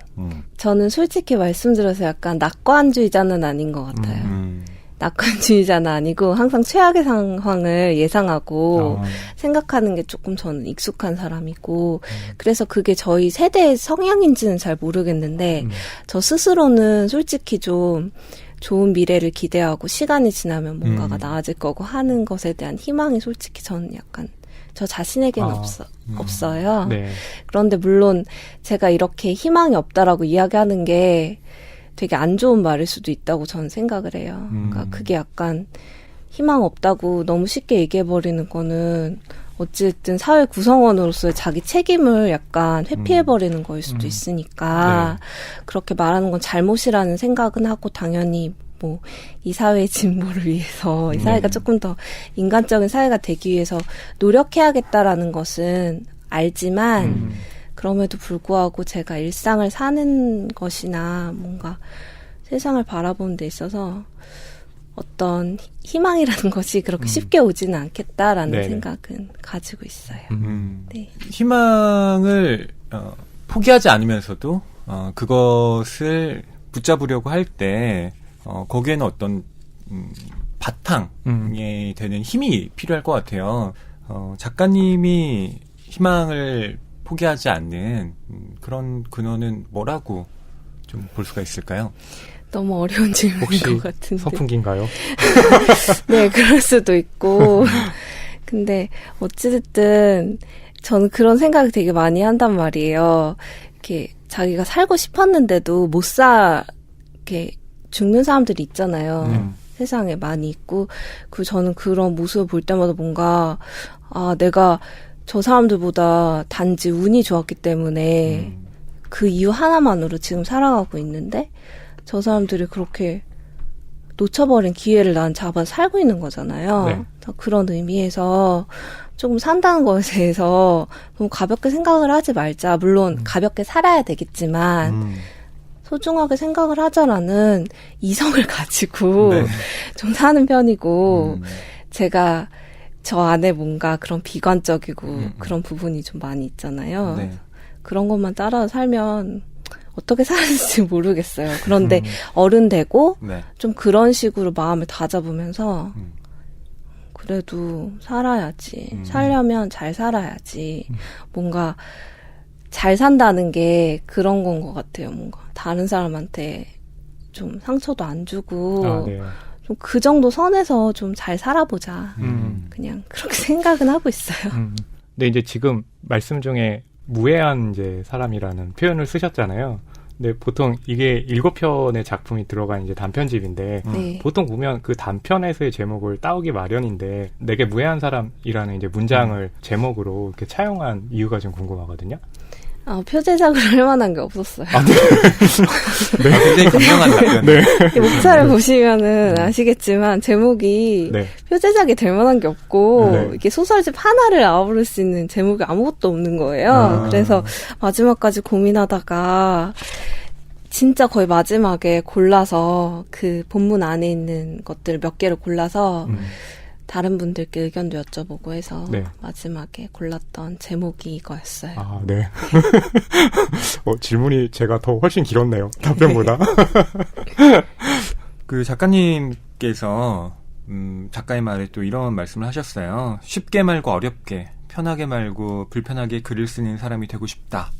라고 하셨는데 이때의 어려움과 불편함이 우리가 상식적으로 생각하는 그 어려움과 불편함은 아닐 것 같아요. 우선 글을 쓸 때 보다 정확한 말을 찾기 위해서 노력해야 되는 것이 굉장히 힘든 일이라는 생각을 해요. 제가 2권 정도밖에 안 썼지만 상당히 어렵고 좀 한 단어를 쓰더라도 계속 생각을 좀 많이 해야 되는 것 같고 그런 노력을 해야 된다고 생각하고 또 하나는 제가 뭔가에 대해서 되게 확신을 하고 안다고 생각하는 순간 쉽게 쓸 수 있을 것 같아요. 쉽게. 내가 아니까. 네. 너무 쉽게. 나는 이 인물도 알고 이 얘기도 알고 라고 생각하면 너무 쉽게 쓰고 그러면서 좀 나쁜 글이 되고 또 다른 사람 가르치게 되잖아요. 그래서 그런 의미에서 그런 자기 확신이나 되게 다른 사람 가르치려는 마음이나 그런 것을 계속 경계하면서 써야 된다고 생각을 해요. 기본적으로 그런 의미에서 좀 어렵게 써야겠다고 생각했어요. 그럼 보통 글을 쓰실 때 그 한 편 단편 같은 경우 쓰실 때 그 기간이 어느 정도 내시고 혹시 퇴고하는 과정은 지금 말씀 들어보면 네. 굉장히 좀 길지 않을까 퇴고의 시간이 그건 어떠세요? 저는 초고도 다른 사람들보다 약간 느리게 쓰는 편인 것 같아요. 저는 네. 제 딴에는 빠르게 쓰는데도 약간 초고 한 2주 정도 쓰고요. 근데 물론 그 집필을 시작해서 2주고 그 전까지 또 시간이 있잖아요. 네. 그리고 나서 그걸 좀 많이 고쳐요. 많이 고치고 이번 책 같은 경우에도 네. 발표가 된 소설들이었는데 네. 이번 겨울에 많이 고쳤어요. 좀 네. 시간을 두고 다시 완전히 쓴 작품도 하나 있고 네. 저는 좀 개작을 많이 하는 편이에요. 네, 시간 좀 많이 들어요. 그 수록 작품 발표 지면이 책 뒤에 있는데 거기에 보면 손길이라는 소설은 2017년 겨울호에 발표한 작품을 개작하여 수록했다라고 되어 있는데 이 작품은 아주 많이 다듬으신 거군요. 네, 예. 이 작품 같은 경우에는 95%를 새로 쓴 거고 5%가 전에 있었던 부분이 들어가 있어요. 네. 그만큼 이때 좀 발표하셨던 소설이 네. 내가 쓰고 싶었던 바를 완전히 담아내긴 좀 어려웠다라고 판단을 하신 건가요? 네. 아니면 네. 그러니까 글이 안 써질 때는 또 죽어라고 안 써져서 정말 열심히 해도 안 써져요. 그래서 그거를 발표할 땐 당연히 펑크를 내지 말아야 되니까 발표를 하긴 했는데 하고 나서도 계속 막 악몽처럼 내가 이걸 발표하다니 막 이러면서 그런 생각을 자유롭지가 못하고 또 한편으로는 이게 현실적이지 않은 소설이라고 그때 생각했어요. 너무 인물들의 관계가 한꺼번에 좋아지는 부분이 있어서 이거는 이럴 수가 없는데 현실에서 이런 생각이 들고 그리고 초점화자가 제가 잘 이해할 수 없는 사람이어서 예. 그런 문제가 발생했구나라는 생각 때문에 초점화자를 바꿔서 새로 썼던 거예요. 이 쇼코의 미소와 또 모래로 지은 집, 네. 그 여름 이런 작가님의 작품들이 보통 단편보다는 분량이 참 길어요. 네. 예, 쇼코의 미소는 뭐 중편, 모래로 지은 집도 중편, 그 여름도 좀 긴 분량에 속하는데 60페이지 정도 그러게요. 되더라고요. 네. 저는 작가님이 이런 중편 소설에 참 강점을 보이시는 것 같다. 않을까라는 생각을 했어요. 물론 단편도 잘 쓰시지만 그런 점에서 작가님이 혹시 이런 중편을 집필하실 때와 단편을 집필하실 때 네. 어떤 생각의 차이를 좀 두고 계시는지도 여쭙고 싶더라고요. 저는 사람마다 타고난 호흡이 있는 것 같은데 저는 약간 중편이 더 저한테 맞는 것 같아요. 그러니까 단편을 쓰다 보면 단편 청탁을 받아서 쓰는데 100매 정도 써야 되잖아요. 근데 그렇죠. 저는 언제나 한 200매 정도 쓰고 200매를 버리거든요. 네. 그러니까 그러다 보니까 제가 너무 그 단편이라는 형식 안에서 약간 어려움을 겪는 것 같아요. 평소에. 그러다가 중편을 쓸 때는 좀 편안한 느낌이 개인적으로 좀 들어요. 좀 편안하다. 근데 아마도 반대로 생각하시는 분들도 계실 거예요. 아마 각자의 호흡이 다르니까. 근데 저 같은 경우는 좀 길게 쓰면 쓸수록 좀 편안해지는 그런 느낌이 저에게는 있어요. 저는 이렇게 작가님하고 이렇게 얘기를 해보면서 느끼는 어떤 그 감정이 뭐냐면, 예. 그 작가님이 본인에게, 그리고 특히 글에 대해서는 굉장히 엄격한 것 같아요. 그래서 완성을 하시고도 이렇게 개작을 한 작품도 있고, 그러면은 작품을 완성한 다음에, 그래, 이 작품 이제 실어도 돼. 라고 결정하는 어떤 기준 같은 게 혹시 있으세요? 마감은 약속이잖아요. 네. 마감일이 있으니까 저는 웬만하면 마감일에 맞춰서 드리려고 하고 네. 그리고 늦어도 정말 민폐를 끼치지 않는 선에서 늦자라는 생각이 있어서 제가 마감을 할 때는 대부분 다 불만족스러운 상황인 것 같아요. 제가 네. 최선을 다했음에도 불구하고 작품 완성도는 언제나 불만족스럽기 때문에 좀 그렇긴 하지만 그래도 약속이라는 것을 지켜야 되기 때문에 그런 의미에서 마감을 합니다. 그리고 무해한 사람이 되기 위한 노력. 네, 그게 되게 중요한 거군요. 저는 이 책에 뭐 뒤에 해설을 쓴 강지희 평론가도 좀 지적을 했지만 작품들이 감정에 대한 그런 주의를 기울이고 있잖아요. 근데 저는 특히 최원영 작가님이 우리가 느끼는 수많은 감정 중에 어떤 감정에 특히 집중을 좀 하실까 좀 여쭤보고 싶어지더라고요. 저는 다른 사람들 다 저처럼 사는 줄 알았는데 어떻게 사는 걸까요? 그러니까 이 정도의 감정을 가지고 사는 줄 알았는데 그것은 또 아닌 것으로 밝혀졌고 아, 그럼요. 네. 그래서 제 감정이 되게 많은 것 같아요. 그래서 사는 게 너무 지장이 돼요. 그런 부분이. 너무 이게 힘드니까 그런 부분이 있는데 아마 저는 기본적으로 그냥 슬픈 감정에 대해서 많이 쓴다고 생각했는데 그것보다는 그냥 약간 그 모든 것들 그냥 외로움 그런 것 같아요. 근데 말로 이렇게 해버리니까는 너무 그렇죠. 좀 많은 것들이 잃어버리는 것 같은데 그러니까 어떤 관계에 있어서 좀 중심이 되지 못하고 좀 관계를 갈구하면서도 계속 소외되는 사람들의 이 느낄 수밖에 없는 감정에 대해서 좀 써왔던 것 같아요. 쓰고 나서 보니까. 안 그래도 그 외로움이라고 표현해 주셨는데 작품들 보면 그 외로움에 대해서 이제 표현하는 얘기들이 굉장히 많잖아요. 네.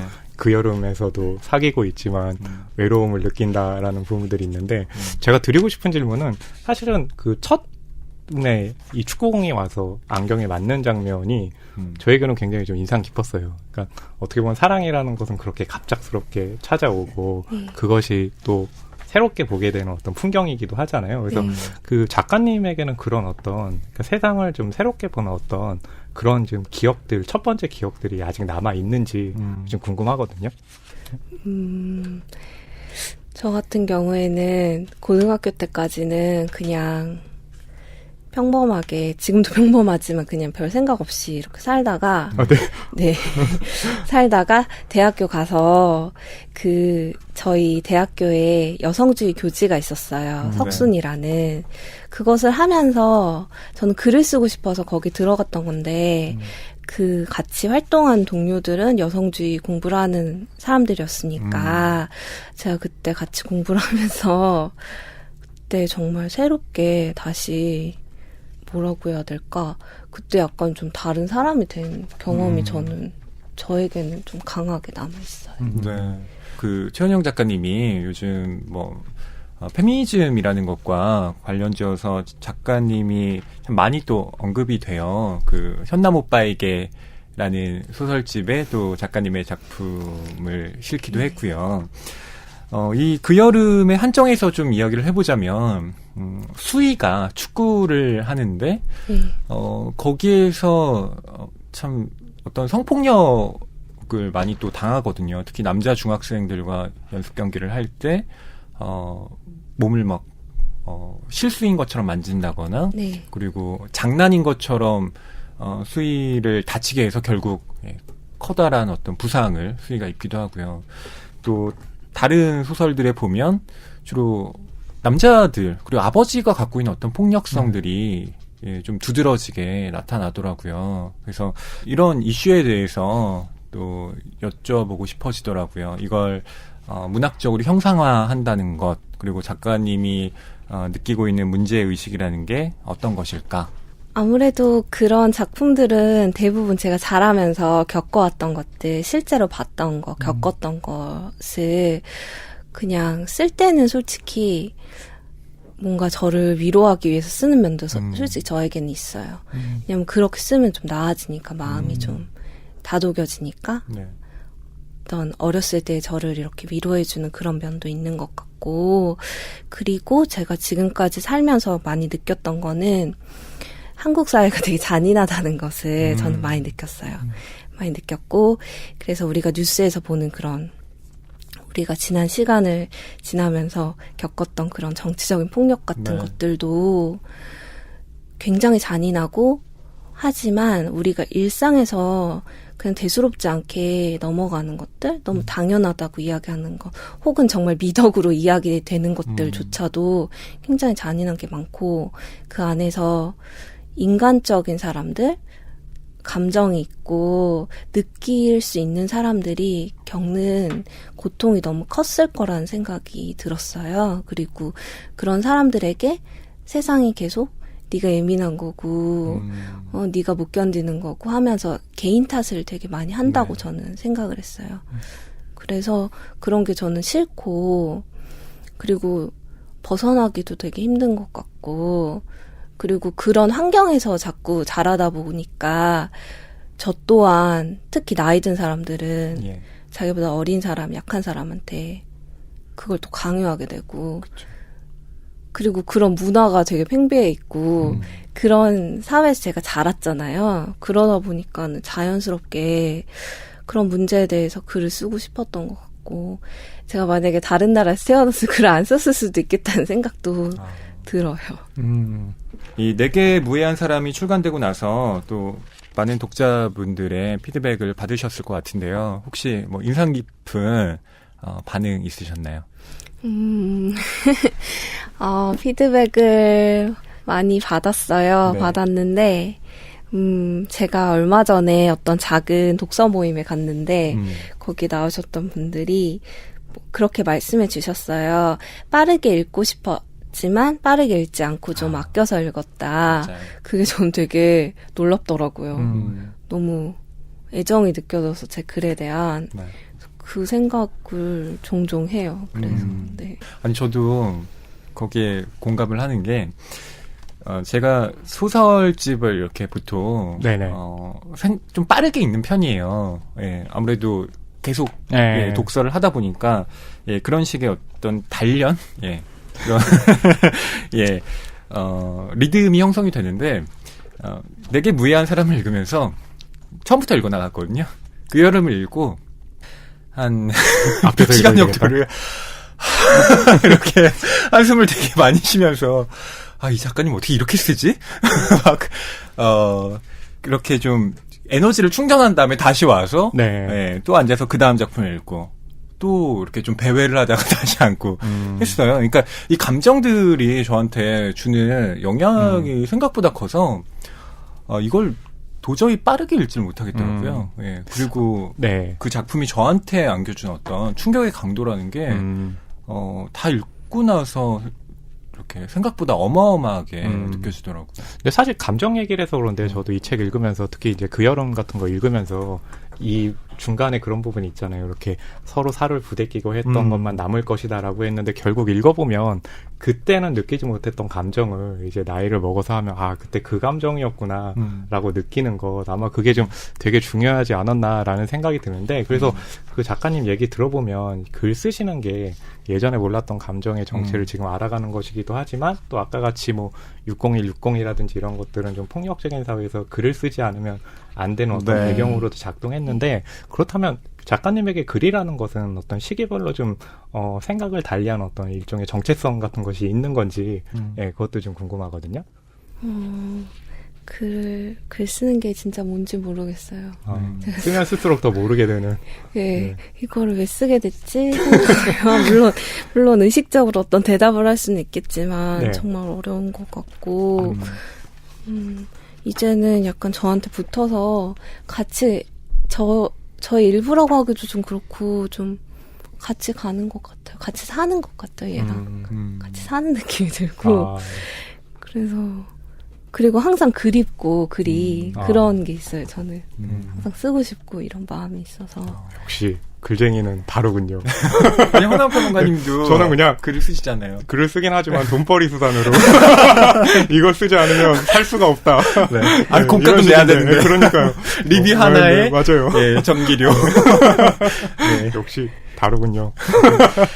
최은영 작가님이 중편의 리듬이 본인에게 좀 맞는 것 같다라고 하셨는데 혹시 뭐 장편을 계획하고 계시거나 예, 뭐 그러진 않으십니까? 장편 써본 적이 없어가지고 그런데도 써야 되니 한번 도전을 해볼 텐데요. 그래서 내년 가을부터 가을호부터 문예지에서 이제 연재를 4번을 하게 되는데 네. 완주하는 것이 목표예요. 혹시 이건 좀 다른 그냥 되게 사소한 질문인데요. 이렇게 얘기 듣다가 저는 아까는 그 선풍기만 여름에 이 더운 여름에 선풍기만 쓰신다고 그래가지고 예. 그냥 넘겼는데 얘기 듣다 보니까 혹시 그것이 글을 쓰는데 작가님이 좀 불편하게 만들면 뭔가 더 이렇게 네, 그런 상황을 좀 만드시는 건가요? 가혹한 환경 속에서 네, 어떤 너무나 글이 이제 잘 나올 수 작가님은 있지 굉장히 좀 않나? 뭐 이런 엄격한 거군요. 본인한테 엄격한 것 네. 같아서 혹시 그거랑 관계가 있으신가요? 우선 제가 사는 건물이 네. 너무 네. 낡은 건물이어서 실외기 설치가 안 돼요. 그래서 실외기 설치하려면 그거를 또 리모델링을 해야 되는데 네. 그렇기 때문에 네. 그래 차라리 이럴 바엔 이사를 가자라는 마음으로 5년째 6년째 이렇게 살고 있는 거예요. 네. 네. 그럼 주로 글은 집에서 쓰시나 봐요. 보통은 그렇게 더우면 네. 카페나 이런 곳을 찾아가기도 하시던데요. 네. 작년 여름까지는 집에서 쓰고 카페에서 썼는데 이제는 동네에 작은 방을 하나 구했어요. 그래서 그 방에 가서 인터넷을 다 끊어놓고 거기서 글을 써요. 네. 네. 알겠습니다. 저랑은 너무 다르군요. 전 쓰다가 인터넷 하다가 인터넷 연결 없으면 글을 못 쓰는. 거의 막 참조해야. 분단 증사가 막 나오고 이러는데. 최은영 작가님은 평단으로부터 또 독자들로부터도 참 주목을 많이 받고 계세요. 부담이 참 크실 것 같은데.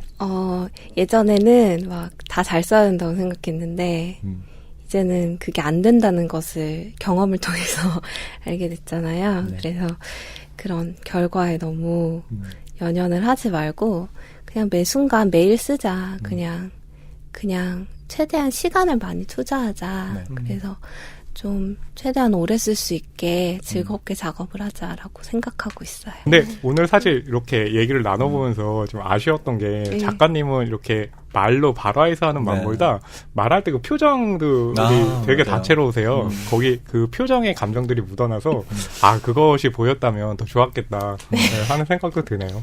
네. 최은영 작가님이 참 선함이라는 게 이렇게 말씀하시는 것에서 묻어져 나오는 것 같아요. 아마 청취자 여러분들도 이 작가님이 얼마나 말을 신중하게 골라서 네네. 하시는지. 저의 악독함은 아직 체험해보지 않으셔가지고 저 진짜 사악한데 깜짝 놀랄 정도로 사악해서 진짜 사악하거든요. 알고 봤더니 사악한 작가. 네. 저희를 이렇게 좀 오늘 같이 하셨는데요. 아침부터 오셔가지고 잠은 다 깨셨나요? 네, 깼어요. 오늘 좀 어떠셨는지와 함께 마지막 인사 말씀까지 같이 부탁드리겠습니다. 오늘 제 작품을 이렇게 다 깊게 읽어주셔서 정말 감사한 마음이 되게 크게 들었고요. 네. 초대해주셔서 감사하고 네. 그리고 청취자 여러분들께도 네. 감사한 마음을 전합니다. 이렇게 네. 시간을 내서 들어주셨다는 것에 대해서 감사합니다. 네. 저희도 이렇게 나와주셔가지고 너무 감사합니다. 네, 감사합니다. 네, 감사합니다. 네. 감사합니다. 감사합니다.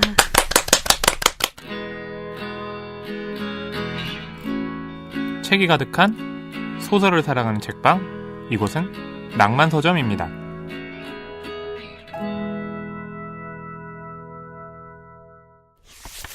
자, 이런 가운데 이경은 레즈비언 바에 가게 네. 됩니다. 그리고 그곳 사장이 추천해준 인터넷 카페에도 네, 가입을 하게 되는데요. 그렇죠.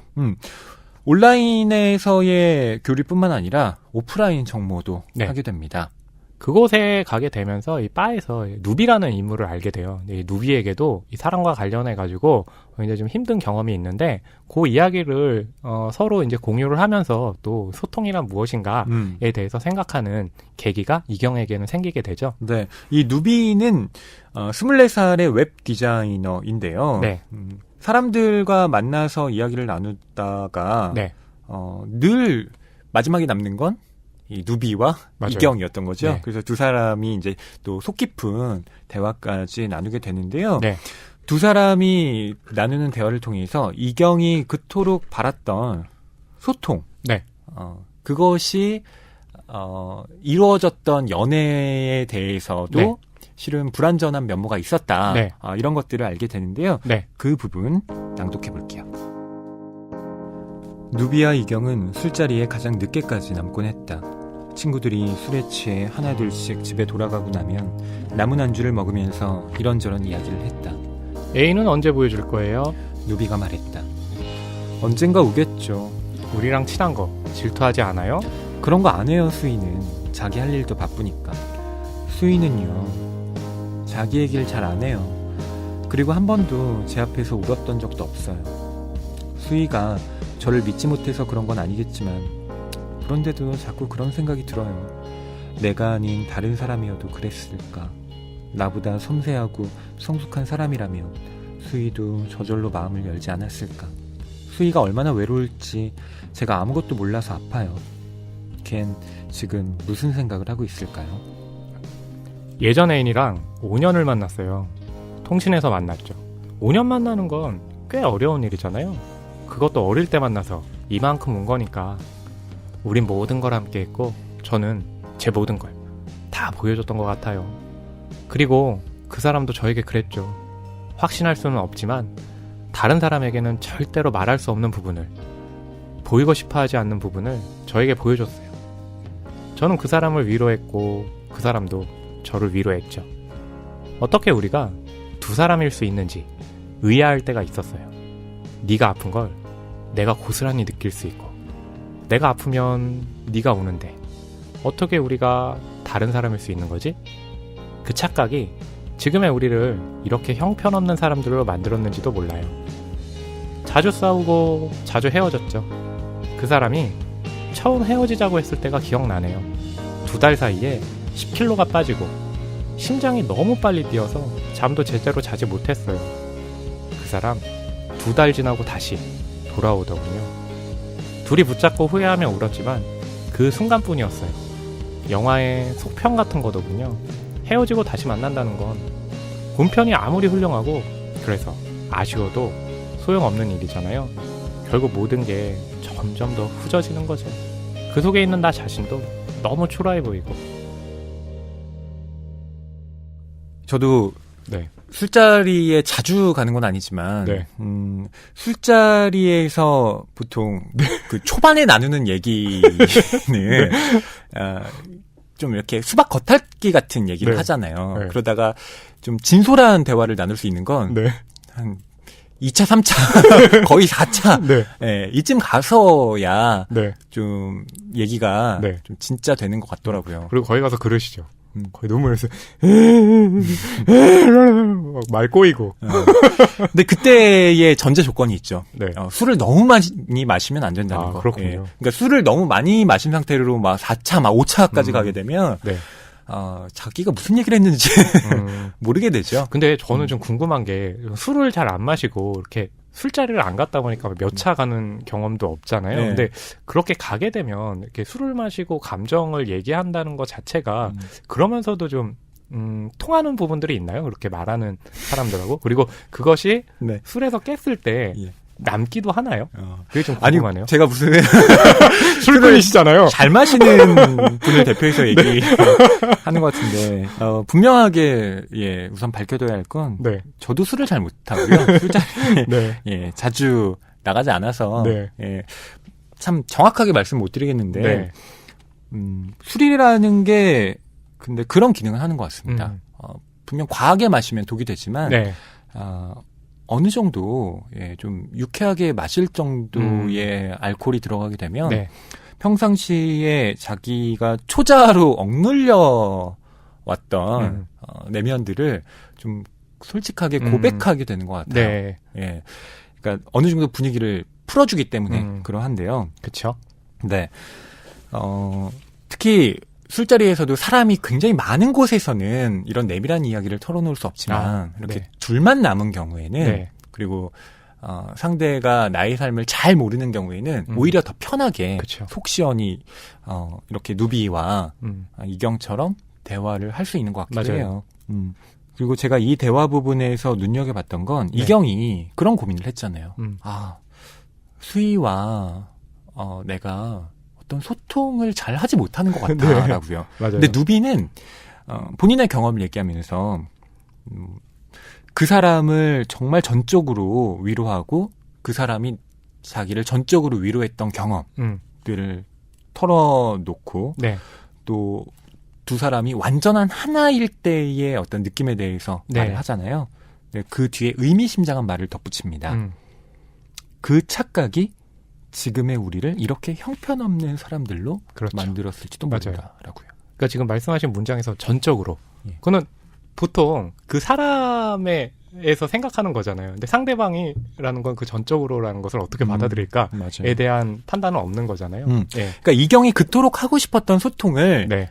누비는 했다라고 말하지만 그렇죠. 누비 자신도 맞아요. 그 얘기를 하는 거죠. 하지만 우리가 했던 네. 그 감정의 공유라는 것이 착각이었을지도 모른다라고요.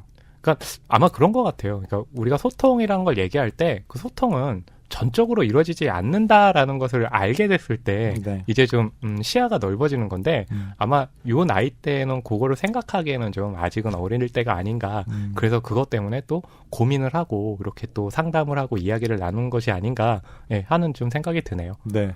내가 상대방과 완벽한 소통에 이르렀다는 착각이 네. 그 사람들을 더 형편없게 맞아요. 만들지도 모른다는 것. 이건 저한테 굉장히 뼈아프게 다가갔어요. 아, 그런가요? 네. 함부로 그러니까 재단하면 음. 안 된다라는 거죠. 그러니까 이런 경험들이 사실은 각자에게 다 있는 것 같아요. 네. 왜냐하면 제가 그 낭독을 하면서 이게 지금 내가 옛날에 했던 얘기 같은데 왜 여기 나오지? 그것은 뭐냐면 네. 최은영 작가님이 그런 이게 사람들이 보편적으로 갖고 있는 것에 대해서 어떻게 풀어낼 수 있는가라는 거겠죠. 네. 네. 자, 이 누비의 옛 애인이 누군가 네. 정체가 여러분 궁금하지 않으십니까? 은지 아닌가요? 네, 은지 아닌가요? 라고 하셨는데요. 네. 누비의 옛 애인이 은지인데 그렇죠. 이 은지라는 캐릭터가 소설에 등장을 합니다. 네. 그 과정을 좀 설명드릴게요. 네. 이 레즈비언 바에서 연극 공연을 하게 네. 되는데 이때 이경도 뭐 스태프로 네. 좀 도와주게 돼요. 그렇죠. 근데 은지도 또 이 자리에 오게 되거든요. 네. 그러면서 안면을 또 이경과 트게 됩니다. 그렇죠. 근데 또 이게 연극 공연이다 보니까 여러 사람을 초대하게 됐고 네. 그 자리에는 수희도 오게 맞아요. 되는데요. 이때 수희에 대해서 이경이 전에는 느껴보지 못한 부끄러움을 느끼게 돼요. 그러니까 수희가 이 레즈비언 바에 올 때 헐렁한 티셔츠에 반바지를 입고 또 이렇게 좀 누렇게 변질된 이 운동화, 하얀 운동화를 신고 오잖아요. 네. 근데 그 모습이 이경의 입장에서는 수희가 너무 좀 생각하지 않고 온 거 아닌가. 거기다가 수희에게 많이들 관심을 기울이는데 대학생 같다고 누가 얘기를 할 때 그런 얘기 하잖아요. 뭐 나는 뭐 대학도 안 갔고 공부도 못해서 지금 일을 하고 있다. 근데 이경이 볼 땐 그게 좀 비꼬는 듯이 들렸던 거죠. 네. 예. 근데 그 누비의 옛 애인 은지는 수희와는 참 너무 많이 대별되는 달라요. 캐릭터로 네. 나옵니다. 이경의 눈에는 이렇게 보였어요. 회색 남방을 입었는데 윗단추 2개 정도를 풀어서 긴 목이 더 부각되어 보였다. 손목에는 은색 시계를 차고 있었다. 네. 그녀는 무표정한 얼굴로 테이블에 가방을 내려놓고 이경 쪽으로 걸어왔다. 시원한 향수 냄새가 났다. 이건 이경의 시각에서 은지가 그렇죠. 그렇게 보였다는 거잖아요. 맞아요. 이런 점에서 여러분 미묘한 변화의 조짐이 느껴지시죠? 그렇죠. 네. 그러니까 이렇게 3명이 되면 우리는 흔히 뭐 안정적인 구조다 이러는데 뭔가 이렇게 사랑의 감정이 개입되면 3명이 섰을 때는 굉장히 불안해지잖아요. 무슨 일이 생길까, 균열이 생길까. 네. 아마 이제 그런 구도가 이 대목에서 만들어진 거죠. 네. 저는 이 연애를 하다가 꼭 그 사람이 뭔가 특별한 잘못을 저지르지 않았다 해도 네. 이별의 징후 같은 걸 네네. 감지할 때가 있잖아요. 전 그 중에 하나가 네. 평상시에는 의식하지 못했던 네. 그 사람의 말이나 행동 네네. 혹은 옷차림이 이렇게 부끄럽게 느껴질 때 슬프네요. 그런 이별의 징후가 좀 엿보이는 게 아닌가 싶어요. 저는 그럴 때면 그 상대방의 다리를 붙잡죠. 그리고 미워하지 마. 날 떠나지 마. 아 진짜 그러셨어요? 네. 그런 뭐 경우 있죠. 어. 네. 다리를 그렇게 막 부둥킨 건 아니지만 거의 잡다시피 하면서 가지 마. 라고 했던 상대방이 경우였죠. 이별을 통보했을 때요?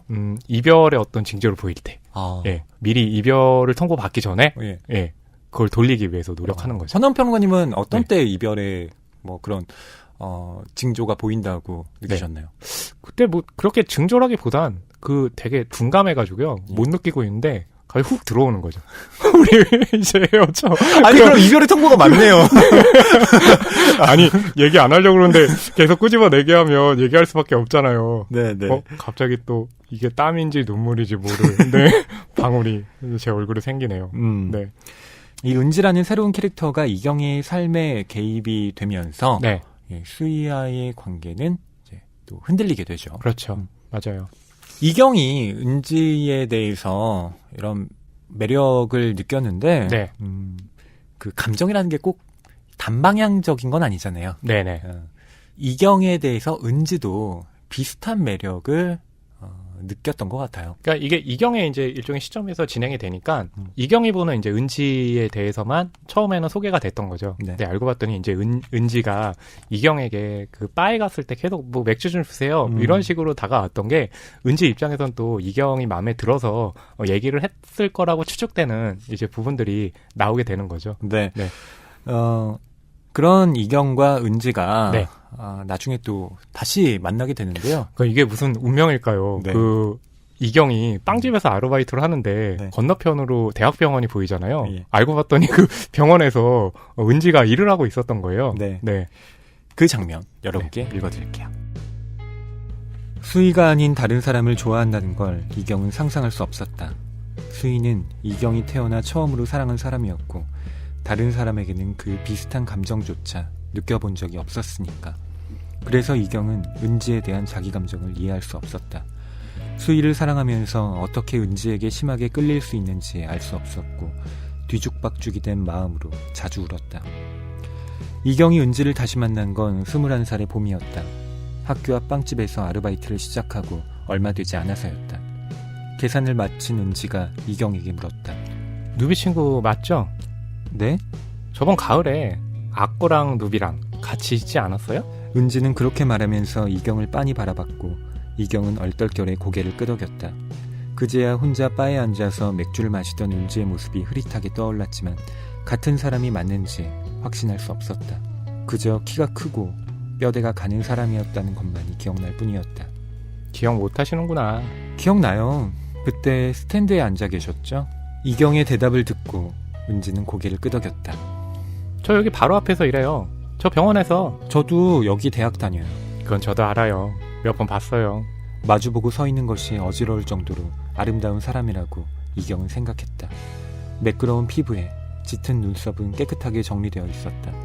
얇은 속쌍꺼풀에 눈꼬리가 조금 위로 올라가 있었는데 아주 예민하고 신경질적인 사람이라는 느낌을 줬다. 손이 왜 이래요? 이경은 흉한 모습을 들켰다는 부끄러움에 손을 주머니에 넣었다. 그전 아르바이트를 할 때 달궈진 돌솥에 댄 자국이었다. 보여줘봐요, 손. 이경은 손을 꺼내 보여줬다. 어디에 댔구나. 물집이 터져서. 소독이라도 좀 했어요? 은지는 가방에서 주머니 하나를 꺼냈다. 알코올을 묻힌 솜으로 상처 부위를 소독하고 연고를 바르고 반창고를 붙였다. 이경이 은지에게 끌리기 시작한 순간은 그렇게 짧았다. 이 대목을 읽으면 이경과 이 은지가 이 사랑을 했던 것에 경험의 차이가 있다는 게 좀 드러나는 것 같아요. 네. 보면 은지 같은 경우는 누비하고 5년 동안 이제 사귄 경험이 있었다는 게 드러났잖아요. 네. 그래서 이 빵집에 찾아와가지고 그 부분 있잖아요. 손 좀 줘봐요. 라고 할 때 그 손에 이제 댄 자국이 있잖아요. 이경의 손 댄 자국. 딱 이제 은지는 보면서 했겠죠. 그러니까 은지도 이경에게 마음을 두고 있기 때문에 아마 좀 이렇게 터치하고 싶은, 그러면서 둘의 감정을 좀 전달하고 싶은 그런 게 있었나 봐요. 네. 손 좀 내봐요. 라고 했을 때 결국 이제 거기에 대해서 이경은 은지에 대해서 남다른 감정을 이제 확인하게 되는 거죠. 네. 이렇게 보면 수희와 은지에 대한 첫 만남이 네. 사뭇 대조적이라는 걸 알 수가 있죠. 그렇죠. 네. 맞아요. 그러니까 댄 자국이라는 게 아마 우리가 이제 좀 해석을 좀 가미를 하면 아마 이제 이경이 수희와의 했던 연애가 이제는 좀 상처처럼 가고 있다라는 것을 드러내는 건데, 그 상처를 이제 은지가 알아보고 준비한 소독약으로 발라주면서 이 둘 사이가 결국 또 이렇게 가겠구나 라는 걸 좀 암시하는 대목이기도 하죠. 그렇죠. 네. 저는 이 장면을 보면서 네. 아니 뭐 새삼스럽게 소독하고 이런 거 너무 늦은 거 아니야? 그렇죠. 뭔가 준비된 것 같아요. 예. 네, 느낌. 이거 약간 좀 네. 티나는 어떤 처치 그쵸. 같다. 맞아요. 이건 어떻게 보면 이걸 뭐라고 해야 될까요? 속된 말로 작업을 맞아요. 거는 거 아닌가? 네. 라고 생각했는데 뭐 그럼에도 불구하고 어쨌든 이경은 은지에게 네. 예, 끌리기 시작했고, 이것이 결국 수희가 아닌 다른 사람을 좋아한다라는 네.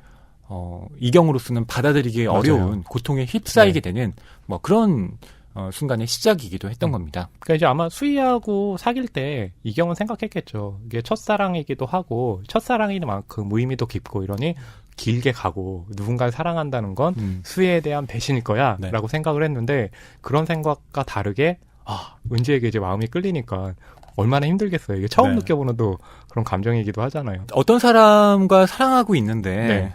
다른 사람이 마음에 들어온다. 저는 네. 이 마음 자체를 비난할 수는 없다고 그렇죠. 생각해요. 맞아요. 예, 그럴 네. 수 있죠. 그렇죠. 예. 맞아요. 중요한 건 그 뒤에 이제 본인이 어떤 네. 태도를 취하느냐, 거기에 따라서 맞아요. 어떤 관계가 또 새롭게 결정되는 게 아닌가 싶기도 그쵸. 한데요. 이경으로서는 지금 이것 자체를 납득할 수가 없는 거죠. 맞아요. 사랑이라는 건 내가 온전하게 그 사람을 받아들이는 거라고 생각했는데 그쵸. 어떻게 그 마음에 여백이 있을 수 있는 거지? 그리고 네. 그 자리에 다른 사람이 비집고 들어올 수 있는 거지? 그렇죠. 여기 혼란을 느끼게 되는 건데, 이제 이경이 어떤 또 선택을 하게 될지 네. 그건 여러분의 몫으로 남겨두겠습니다. 저희가 그 여름에 한 3분의 2 지점까지 여러분께 소개를 해드렸는데요. 3분의 1은 여러분께 독서의 어떤 과제로 돌려드리고요. 네. 이 4개 무해한 사람이 뭐 이 작품 외에도 또 수작들이 실려 있으니까요. 네. 예, 여러분이 또 그 작품들까지 네. 읽으시면 이 여름 또 풍성하게 네. 시원하게 보내시진 않겠지만 네. 적어도 그 감정들의 풍성함 속에서 네. 이 여름을 좀 어느 정도 견뎌보시지 않을까 싶습니다. 네. 허남몽 평론가님, 이 한 줄 평 네. 준비하셨나요? 이렇게 했습니다. 나는 내가 지난 여름에 느낀 감정을 이제 알고 있다. 이거 뭔가 영화 제목이 짬뽕되어 있는 것 같은데요. 나는 내가 지난 여름에 한 일을 알고 있다를 패러디해서 나는 내가 지난 여름에 느낀 감정을 이제 알고 있다. 아, 네. 좋습니다. 음. 저는, 예. 네. 좋죠? 허남 평론가님, 예. 네. 한 줄 평 잘 그럼- 뽑으셨다고 생각합니다. 그럼 그냥 끝내죠. 그럴까요? 농담이고요. 네. 허위 평론가님의 한 줄 평도 들어봐야죠. 예, 저는 이번에는 한 줄 평 대신에 네. 그냥 제가 고른 한 문장으로 아, 네. 좀 대체를 할까 싶은데요. 그 여름에 나온 구절은 아니고 네네. 모래로 지은 집이라는 작품에서 공모라는 캐릭터가 쓴 편지에 아, 네. 들어있는 예, 그 구절입니다. 네. 대체 얼마나 많은 괴로움이 지나야 삶이라는 걸 살 수 있을까? 그쵸. 네. 아까 이제 최은영 작가님에게도 제가 물어보긴 했는데, 그 여름이라는 것을 이제 나이가 먹은 상황에서 회상을 하는 건데, 나이가 먹었다고 해서 그 삶의 감정에 괴로움이 없어질까? 사실 그런 건 아니잖아요. 네. 계속 살게 되면서 이제 느끼는 것이 이제 감정의 힘듦인데요. 거기에 대해서 굉장히 좀 적절한 그런 평을 인용해 주신 것 같아요. 저는 이 문장을 곰곰 생각해 보면서 네. 괴로움을 지나는 동안은 삶이 아니라는 명제에 대해서 예, 좀 그렇군요. 예, 따져보게 됐어요. 그럼 삶이라는 걸 사는 게 아니라면 괴로움을 지나는 동안에는 삶을 뭐라고 표현을 해야 될까? 저는 그것이 삶을 산다가 아니라 삶을 버틴다. 삶을 견뎌낸다. 네. 그런 게 아닐까. 이 문장을 통해서 생각해 보게 됐는데요. 내게 무해한 사람에 실린 여러 작품들이 결국 삶이라는 것이 견뎌내는 것이다. 그런 냉혹한 진실들을 또 마주하게 하는 작품들이더라고요. 저는 또 이 책 읽으면서 그 제 상황하고 좀 연결을 시켜서 저는 그렇게 서로 이제 사랑하고 관계를 맺는 쪽에서 감정을 다치기가 좀 십상이잖아요. 그래서 그 감정을 다치는 것이 무서워서 오히려 일부러 좀 피해 있어가지고 혼자 사는 쪽을 더 선호했는데, 그것이 더 나은 건가라는 거에 대해서 이제 의문이 생기는 거죠. 물론 그 전에도 갖고 있었지만 좀 더 그 감정을 다치더라도, 그리고 소통이 100% 되지 않더라도 그런 관계들을 계속해서 이어가는 것이 우리가 또 삶을 평생을 사는 데 있어서 중요한 게 아닌가라고 또 반성도 해봤습니다. 허남 평론가님의 네. 그럼 앞으로의 삶이 어떻게 바뀌게 될지 사뭇 궁금해. 집도 있겠다. 네. 그렇다면 함부로 라면 먹고 갈래 많이 하시면 안 돼요? 희씨, 네. 오늘 저희 집에서 라면 먹고 갈래요? 그만하시죠. 네. 예, 낭만서점 155회는 이것으로 마치겠습니다. 네, 저희는 다음 주에요. 또 재밌는 작품, 의미 있는 작품 가지고 찾아뵙도록 하겠습니다. 더운 여름 건강하게 보내세요. 감사합니다.